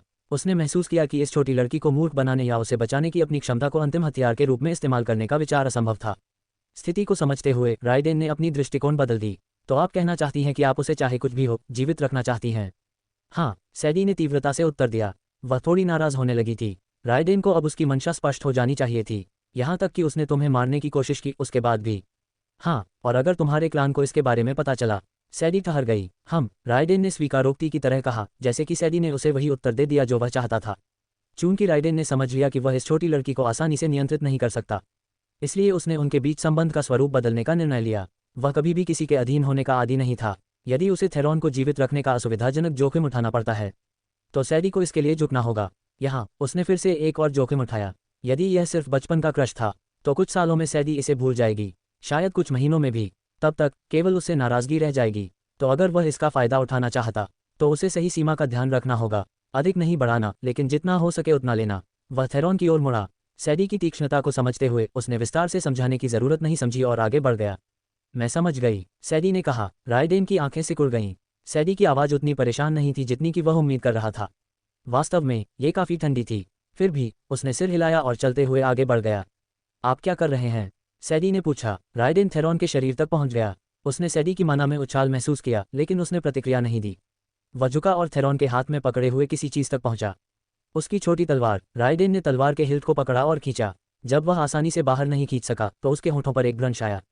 उसने थोड़ी अधिक ताकत लगाई और अंततः उसे थेरॉन के हाथ से खींच निकाला। उस क्षण रायडेन की आंखों में चमक थी। क्या वह वास्तव में इस लड़के को जीवित रहने देगा? इतनी कठिन स्थिति में उसके पास तलवार का इतना मजबूत पकड़ कैसे हो सकती है? थेरॉन लगभग पहचान में नहीं आ रहा था। उसकी सांस इतनी हल्की थी कि शायद कांच को भी धुंधला नहीं कर सकती थी। सिर से पैर तक जले हुए उसके शरीर का कोई हिस्सा, यहाँ तक कि उसका चेहरा भी नहीं बचा। फिर भी उसके शरीर पर बिजली के चिंगारी नाच रही थी। रायडेन की पुतली सिकुड़ गई जब उसने ये देखा, क्योंकि बिजली लगभग थेरॉन के शरीर से बहकर गीली मिट्टी में जा रही थी, जैसे कि ऑस्मोसिस द्वारा खींची जा रही हो। वाटर मंसर्स को लाइटनिंग मंसर्स के सामने अधिक संवेदनशील होना चाहिए, कम नहीं। यह क्या हो रहा था? वह यहाँ आया था क्योंकि उसने थेरॉन की छोटी तलवार में कुछ विशेष देखा। सच कहें तो ये बस इंट्यूशन था। बाहरी रूप से तलवार में कुछ विशेष नहीं था। ये केवल एक नीच स्तर की ब्रॉन्ज रेजोनेंस तलवार जैसी दिखती थी। लेकिन जब ये सैडी की गर्दन से गुजरी थी, उसके डाक माना में कुछ अटक गया था। थेरॉन के प्रहार से बचने के बाद सैडी का असमंजस होना शायद इसी तलवार की वजह से था, क्योंकि रायडेन के अनुसार थेरॉन के पास माना उपयोग करने का समय भी नहीं था। यदि वह थेरॉन को मारने वाला नहीं है, तो कम से कम कुछ हासिल करना चाहता था। लेकिन जब उसने देखा कि उसकी सिल्वर रेजोनेंस लाइटनिंग माना थेरॉन के शरीर से बहकर बाहर जा रही थी, तो वह सोचने लगा कि क्या उसे सच में उसे जीवित रखना चाहिए। उसकी आंखों में तेजी की झिलमिलाहट थी। वह जमीन पर झुका, पीठ सैडी की ओर, और उसकी आंखों में हत्या की तीव्र इच्छा झलक रही थी। अमावस्या अध्याय 48। इस बार थेरॉन अचानक जागा, जलती और दर्दनाक सांसों के बीच हंसते हुए। सूरज की किरणें उसकी आंखों में शैतान की तलवार की तरह लगीं। और फिर भी उसने सबसे पहले देखा कि उसका दाहिना हाथ खाली था। नदी में बेहोश होने के दौरान भी थेरॉन ने कभी अपनी हथियारों को खोया नहीं। उसने खुद को ये पहली पाठ सिखाया था कि उसकी तलवारें ही उसका जीवन हैं। मरे भी तो वह उन्हें थामे रहेगा। फिर यादें उसके मन में झुंड की तरह आईं। धुंधली बातचीत, हल्की आवाजें, क्रैकिंग और दर्द, ये सब मिलकर पिछली रात की कहानी बयां कर रहे थे। और उसके शरीर में घूमती हल्की औषधीय शक्ति सब कुछ पुष्टि कर रही थी। जब उसे रायडेन ने मारा था, तो वह पूरी तरह से बेहोश नहीं हुआ था, बल्कि वह वेनसॉन्ग में और गहराई तक डूब गया। उसके शरीर ने जीवन को घुमाया और उसके भीतर की घातक लाइटनिंग माना को अलग कर दिया। उसने पिता की तलवार ले ली। थेरॉन ने आसमान की ओर देखा, अपनी आंखों के दर्द को नजरअंदाज करते हुए, जैसे कि वह इसका हकदार हो। ये बताना मुश्किल था कि वह कितनी देर वहीं पड़ा रहा, लेकिन अंततः उसने रेंगना शुरू किया। वह लुढ़कता रहा, अपनी छोटी छुरी को जितना हो सके उतना मजबूती से पकड़े हुए। उसने इसे जमीन में घोंपा और खुद को आगे खींचा। उसकी त्वचा उसके शरीर से उखड़ रही थी, और जल्द ही वह घास में खून के निशान छोड़ते हुए आगे बढ़ रहा था। हर सरकाव ने उसे और नुकसान पहुंचाया, लेकिन दर्द उसके क्रोध पर पानी की तरह ताजगी लाया। हर बार जब वह खड़ा होने, रायडेन की ओर दौड़ने और उसकी माता पिता की कुछ बची हुई चीज़ को छूने की हिम्मत करने का सोचता, तो दर्द का एक और झटका आता। यह उसे केंद्रित करता, उसकी स्थिति की याद दिलाता, और यह याद दिलाता कि रायडेन ने उसे इतनी आसानी से कितने बुरी स्थिति में डाल दिया था। एक हाथ के बाद दूसरा हाथ, एक जले हुए त्वचा का टुकड़ा और एक खून की धारा। उसका हाथ कांपता रहा जब उसने इसे उठाया, छुरी को नर्म मिट्टी से बाहर खींचा और फिर से आगे घोंपा। पृथ्वी अपने आप में खिसकने लगी, इसलिए वह केवल अपने खाली हाथ से पकड़ सकता था। जैसे कि खोई हुई तलवार की याद दिलाते हुए उसने इसे जोर से पकड़ा। उसके नाखून मिट्टी और पत्थर में घुस गए, जैसे चिमटे की तरह, और शरीर जितना हो सके उतना कसकर पकड़ रखा। अंततः पानी की आवाज़ उसके कानों तक पहुंची। ये बहुत पहले हो जाना चाहिए था, लेकिन अब तक उसके कान भी प्रभावित थे। ऐसा महसूस हुआ कि उसके शरीर में शायद कोई हिस्सा ऐसा नहीं था जो किसी तरह घायल न हो, लेकिन इतनी भी नहीं कि वह घास में होने वाले बदलाव और गहरी दहाड़ को न सुन सके। थेरॉन ने इसे नज़रअंदाज किया, इतनी ऊर्जा भी नहीं बर्बाद की कि वह पीछे देखे। यह कोई भी जानवर हो, चाहे कितना भी मजबूत हो, यह उसे बुरी तरह काट सकता था। सिर्फ एक ही मायने रखता था, किनारे तक पहुंचने का, पानी तक। उसे पानी तक पहुंचना ही था। दहाड़ करीब आए। थेरॉन को यकीन था कि अगर उसकी संवेदनशीलता पूरी तरह से बिगड़ी नहीं होती तो वह उसके गर्म सांस को महसूस कर सकता था, लेकिन जो उसने महसूस किया वह था उसके पैर की तलहटी से हल्की छू। जानवर ने उसे सूंघा, उसका खून चखा और गिरे हुए मांस के टुकड़े चबाए। खून की गंध ने जानवर को अभिभूत कर दिया। उसकी दहाड़ गहरी और गहरी होती गई, लेकिन थेरॉन से निकलती माना ने उसे झिझकने पर मजबूर कर दिया।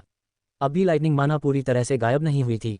कभी कभी उसकी त्वचा पर चमकती। जब एक स्पार्क उस पर लगी तो जानवर कांप गया। उसका शरीर जोर जोर से हिलने लगा, नाक और आंखों से खून निकल रहा था।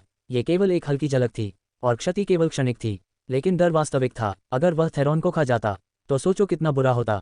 जानवर मुड़ा और भाग गया। थेरॉन ने कभी पीछे मुड़कर नहीं देखा। उसे यह ध्यान नहीं गया कि जानवर चला गया या दहाड़ गायब हो गई। सिर्फ इतना पता था कि अब किसी भी प्राणी के सामने उसका कोई मौका नहीं था। इसलिए उसने सिर्फ एक ही निर्णय लिया, क्रूर और ठंडी तरह से। यदि वह मर गया तो यह उसका भाग्य था, लेकिन उसे पता था कि यह उसके लिए सबसे बुद्धिमानी भरा निर्णय था।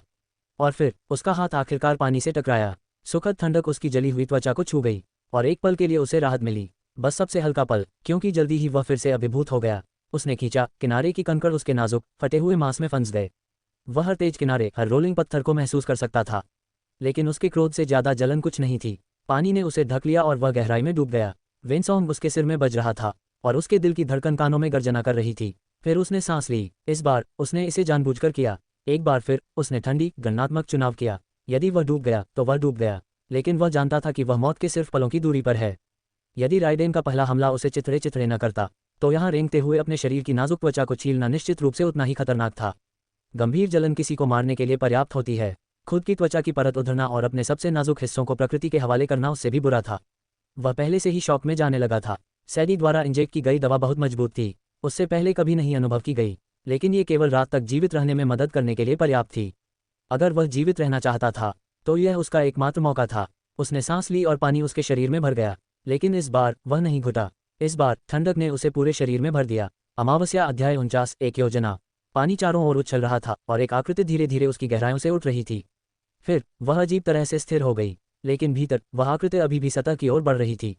जब आकृति पूरी तरह दिखाई दी, ऐसा लगा जैसे वह किसी दर्पण से बाहर निकल रही हो, न कि पानी की सतह से। दृश्य लगभग अवास्तविक था। ऐसा लग रहा था कि पानी भी उसकी मौजूदगी में शोर करने की हिम्मत नहीं करता। थेरॉन का सिर बाहर आया। उसके बाल पहले की तुलना में कम घने थे, हालांकि उसकी त्वचा थोड़ी गुलाबी और नाजुक थी। अब वह पहले जैसी जली हुई हालत में नहीं थी। कितना समय हो गया? 1 महीना। उसने आसमान की ओर देखा। चांद एक बार फिर उसकी ओर चमक रहा था। चरणों के बदलाव से अनुमान लगाया, सच में इतना समय गुजर चुका था। 7वीं प्रतिध्वनि 7th रेजोनेंस की आभा उसके भीतर हल्की हलचल के साथ फैल रही थी, जैसे वह अपने चारों ओर के पानी को खींचते हुए सतह पर उठ रहा हो। उसके कपड़े पूरी तरह से गायब थे और उसके पास केवल हाथ में छुरी और गले में लटकी हुई नेकलेस थी। उसकी त्वचा भी लगभग शरीर के सामान की तरह लटकी हुई लग रही थी, जैसे वह 1 महीने से भोजन नहीं कर रहा हो। उसकी आंखों में तीक्ष्णता के बावजूद एक कमजोर सुस्ती थी। पानी में लहरें उठीं। एक बड़ा मछली जैसा जीव चांदी की तरह चमकती त्वचा के साथ थेरॉन की ओर कूद पड़ा। एक जलकुंडल साइड ऑफ वाटर अचानक प्रकट हुआ, उसके सिर को साफ काट दिया। सिर्फ यही नहीं, उसका शरीर भी पानी में वापस नहीं गिरा, बल्कि पानी के एक गोले द्वारा धीरे धीरे किनारे तक पहुंचाया गया।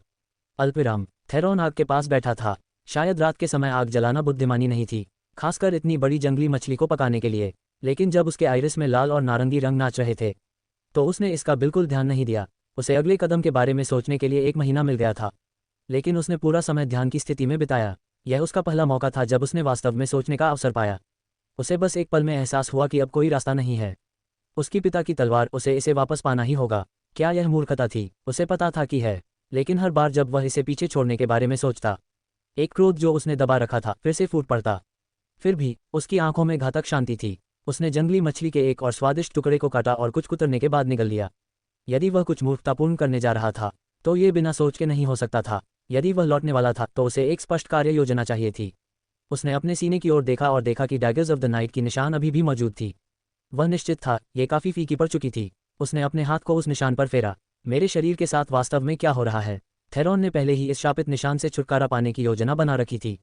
ये जितना सरल हो सकता था उतना सरल था, गोल्ड मैंकर तक पहुंचना, लेकिन अब ये काफ़ी फीका पड़ चुका था और वह पहले की तरह इसकी पकड़ महसूस नहीं कर रहा था। यह जरूरी नहीं कि अच्छी बात हो, यदि गिल ने इसे देखा तो ये केवल और परेशानी लाएगा, लेकिन मुख्य बात यह थी कि यह केवल उसके शरीर के बारे में और सवाल पैदा कर रहा था। 1 महीने तक झील की तलहटी में लेटे रहकर कैसे वह ठीक हो गया? क्यों उसकी कल्टिवेशन इसी कारण बढ़ रही थी? और क्यों ये काम करने के लिए उसे वेनसॉन्ग में होना जरूरी था? इस महीने के दौरान उसे कई बार सतह पर आना पड़ा क्योंकि वेनसॉन्ग की अवधि खत्म हो गई थी। पहले कुछ बार तो वास्तव में उसे मौत के कगार पर डाल दिया था। उसका हाथ निशान से नेकलेस की ओर बढ़ा। अगर तुम एक प्रतिभाशाली चाहते हो तो मैं तुम्हें एक प्रतिभाशाली दूंगा। तारांकन। थेरॉन रात के समय इंपीरियल एकेडमी में गया। रक्षक उसे नोटिस भी नहीं कर पाए। अगली सुबह वह अपने इंपीरियल स्कॉलर के पोशाक में छात्रावास से बाहर आया, जैसे कि कुछ भी हुआ ही नहीं। अकेडमी में हर बदलाव उसकी नज़र से पकड़ा गया। उसने सब कुछ भांप लिया, एक भी विवरण नहीं छोड़ा। पिछली रात उसने सोया नहीं, जितना हो सके उतना रिकॉनेसेंस किया। वास्तव में वह पहले ही थिसलब्रुक सिटी में 1 सप्ताह से था, इससे पहले कि वह वापस आया, और उसे पूरी तरह से पता था कि वह क्या करने वाला था। हर पूर्ण वर्ष के बाद मैं इंपीरियल एकेडमी में ट्रांसफ़र करने का मौका था, लेकिन मानक बहुत ऊंचा था। सफल ट्रांसफ़र के लिए फर्स्ट ईयर में 33 कंप्लीटेड क्रेडिट्स और सेकंड ईयर में 66 क्रेडिट्स चाहिए थे। इसके आगे कोई विकल्प नहीं था। जैसा कि आप सोच सकते हैं, ये पहले से ही अजीब था। 33 क्रेडिट्स ही इंपीरियल एकेडमी से ग्रेजुएट करने के लिए पर्याप्त थे, लेकिन अब ये केवल फर्स्ट ईयर के लिए थ्रेशहोल्ड था, सच में बड़े लीग्स तक पहुंचने के लिए। सच ये था कि मैं इंपीरियल एकेडमी के कोर्सेज और क्लासेस बिल्कुल समान थे, लेकिन संसाधनों की गुणवत्ता, शिक्षकों की क्षमता और कनेक्शंस बनाने की संभावना, वह बहुत अलग थे। सामान्यतः केवल कुलीन और जो माता पिता या पूर्वजों के मेरिटोरियस फीट्स रखते थे, वे ही मैं इंपीरियल एकेडमी में प्रवेश पा सकते थे। ये तरीका उन लोगों के लिए था जिनके पास ऐसे समर्थक नहीं थे। थेरॉन ने शुरू में इस रास्ते को अपनाने का इरादा नहीं रखा था, लेकिन अब उसने इसे अपनाने का निर्णय लिया। उसकी आंतरिक क्रोध अभी भी उबल रही थी। उसे पता था कि यह नहीं करना चाहिए, लेकिन वह खुद को रोक नहीं पाया। शायद अपनी पूरी जिंदगी में पहली बार उसने वही निर्णय लिया जो एक 14 वर्षीय लड़का करता। वह इंपीरियल एकेडमी के सेंट्रल स्क्वायर में पहुंचा और पेशेंटली अपने टर्न का इंतजार किया। हेलो, मैं इन कोर्सेज को चैलेंज करना चाहता हूं। थेरॉन ने अपना स्टूडेंट बैच स्लाइड किया। बिल्कुल, एक पल। मध्य आयु की महिला इस रूटीन की आदत में थी, इसलिए उसने ज़्यादा नहीं सोचा, जब तक कि उसने बैच को अपनी मेज पर छिपे फॉर्मेशन डिस्क में डाल नहीं दिया। उसकी प्यूपल्स कांप उठीं। थेरॉन ने एक शब्द भी नहीं कहा। यह अभी उसे 33 क्रेडिट्स नहीं देगा, लेकिन यदि वह सही था तो यह बिल्कुल वही बदलाव ट्रिगर करेगा जिसे वह देखना चाहता था। अध्याय 50, क्लास 1 मूवमेंट एग्जाम। थेरॉन के चारों ओर हवाएं झोंकों की तरह दौड़ रही थीं। हर झोंका उसकी त्वचा पर एक कोड़े की तरह महसूस हो रहा था, जैसे एक धारदार तलवार बस उसे छूते हुए गुजर रही हो। ये जगह शायद विंडमंसिस के लिए सुरक्षित थी, लेकिन उसके लिए और शायद अधिकांश अन्य के लिए यह नरक सा घर था। एक स्तंभ पर खड़े होकर चारों ओर बिखरे दूसरों को देखते हुए और नीचे अनंत गर्त की ओर नजर डालते हुए थेरॉन बेहद शांत था। इस तथाकथित गर्त के नीचे सिर्फ मानसिक भ्रम था। असलियत में गिरावट अधिकतम 10 मीटर की थी। उनकी कल्टिवेशन लेवल पर यह कुछ भी नहीं था। कड़ी हवाओं के साथ कुछ हड्डियां टूट सकती थीं। यदि आप सही तरीके से सिर मार दे तो मौत संभव थी, लेकिन इतनी कम संभावना थी कि उस पर विचार करना व्यर्थ था। पतले हिलते स्तंभों के नीचे गर्त को निगलते हुए दिखाने का कारण एक दृष्टि भ्रम था। थेरॉन के पास थर्ड आई नहीं था, इसलिए वह इसे स्पष्ट रूप से महसूस नहीं कर सकता था, लेकिन वह जानता था कि यह सिर्फ एक ही कारण से रखा गया था। वह हमेशा तैयार रहता था। यही कारण था कि उसने कभी क्लास एग्जाम में असफल नहीं हुआ, और न कभी होगा। हालांकि यह अकादमिक स्ट्रीम का क्लास नहीं था, यह सैन्य स्ट्रीम का क्लास 1 मूवमेंट एग्जाम था। थेरॉन ने एक कदम बढ़ाया। कुछ क्षणों के लिए ऐसा लग रहा था जैसे वह नीचे गर्त में गिरने वाला हो। उसकी गति में कोई मोमेंटम नहीं था, जैसे वह आत्महत्या करने आया हो, न कि क्रेडिट रिक्वायरमेंट पूरी करने। फिर उसका स्तंभ अचानक झुका। एक बहुत तेज हवा का झोंका उसे पकड़ गया। थेरॉन एक कदम आगे बढ़ा और फिर भी वह इतना झुका कि उसका पैर, जो अनंत अंधकार में गिरने वाला लग रहा था, पतले स्तंभ पर टिक गया। अपनी बछड़े की मांसपेशियों को मोड़कर थेरॉन ने संतुलन बनाए रखा और फिर स्तंभ वापस उछला। बैंग! थेरॉन एक शक्ति के तहत आगे बढ़ा जो उसकी अपनी नहीं थी। एग्जाम के लिए टाइमर उसी क्षण शुरू हो गया जब आप हिले। एस ग्रेड पाने के लिए आपको 3 मिनट में ऑब्स्टिकल कोर्स पार करना था। ए ग्रेड के लिए 10 मिनट के भीतर, और सिर्फ पास के लिए गिरने के बिना पूरा करना ही पर्याप्त था। थेरॉन के पास 10 मिनट में पूरा करने की गति नहीं थी। एस ग्रेड तो छोड़ ही दें। दरअसल जो लोग इस ग्रेड में पास हुए उनमें से 90% से अधिक विंडमंसेस और फ्लक्स मंसेस थे, जो ब्रूट स्ट्रेंथ से अधिक स्पीड में माहिर थे। बाकी 7% शायद लाइटनिंग मंसेस और यूनिक वेरिएंट मंसेस थे। बचे हुए 3% में कुछ एब्सोल्यूट जीनियसेस थे, जिनकी मन की पाथ्स ऑब्स्टिकल कोर्स से टकराती थी, लेकिन उन्होंने अपनी तकनीक, तरीकों और ब्लड लाइन्स के दम पर इसे पार कर लिया। थेरॉन ने योजना बनाई कि वह इस 3% में शामिल होगा। स्तंभ का उपयोग स्प्रिंग की तरह करके उसने खुद को रॉकेट की तरह लॉन्च किया।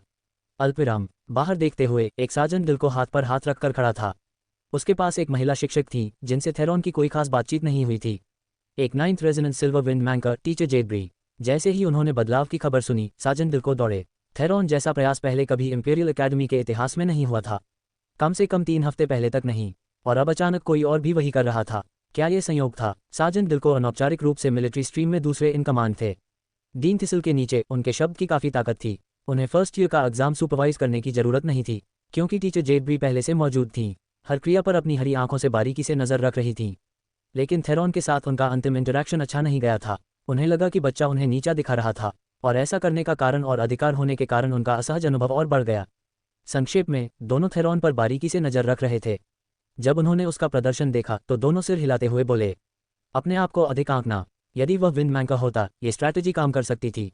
वह हवा की धार पकड़ सकता और लंबी दूरी तक उड़ सकता। लेकिन विंड मंसर्स के लिए भी यह बड़ा जोखिम था। गलत करंट पकड़ लिया तो कोस से बाहर उड़ सकते थे। इसके अलावा तेज हवा की धार को नियंत्रित करना मुश्किल था। थेरॉन अनोमली था। वाटर मंसर्स में शायद वह अकेला था जो रेन को प्रेफरेंस देता। इस मामले में एक गैर विंड मैंकर के रूप में वह खुद को घायल करने वाला था। और क्योंकि यह पहला एग्जाम था जो उसने चैलेंज किया था, यहाँ चोटिल होना बाकी सभी में फेल का कारण बन सकता था। यह सबसे मूर्खतापूर्ण निर्णय था जो उसने लिया। तब दोनों टीचर्स की प्यूपल्स सिकुड़ गईं। अल्पविराम। थेरॉन जैसे ही आगे बढ़ा, हवा की एक करंट ने उसे कोस से लगभग धकेल दिया। सटीक शब्द स्लैप था। ऐसा महसूस हुआ जैसे दीवार ने अचानक और हिंसक रूप से उसके शरीर को दबा दिया, उसे उड़ाते हुए। फिर भी उसके गाल जूते हुए भी उसकी आंखों में वही दृढ़ता थी। उसका पैर अचानक बाहर निकला। एक झूलते स्तंभ ने उसके पैर की ताकत को महसूस किया, उसे फिर से उड़ा दिया। थेरॉन स्तंभ से स्तंभ तक उछलता रहा, किसी तरह उनके स्प्रिंग एक्शन को अपने हर कदम के साथ तालमेल में रखते हुए। वह कई मीटर की दूरी पार करता गया, हवा की उथल पुथल में बीटन और बैटर्ड होता हुआ, जैसे आकाश से गिरती एक लगातार पत्तियां। फिर उसके पैर सुरक्षित तरीके से जमीन पर टिक गए। उसका शरीर अंतिम स्तंभ के साथ झूला, गाल पसीने से लाल और त्वचा रंगहीन। Class 1 movement exam test taker थेरन गुलेटुंडर। Result 1 second 23। Grade S.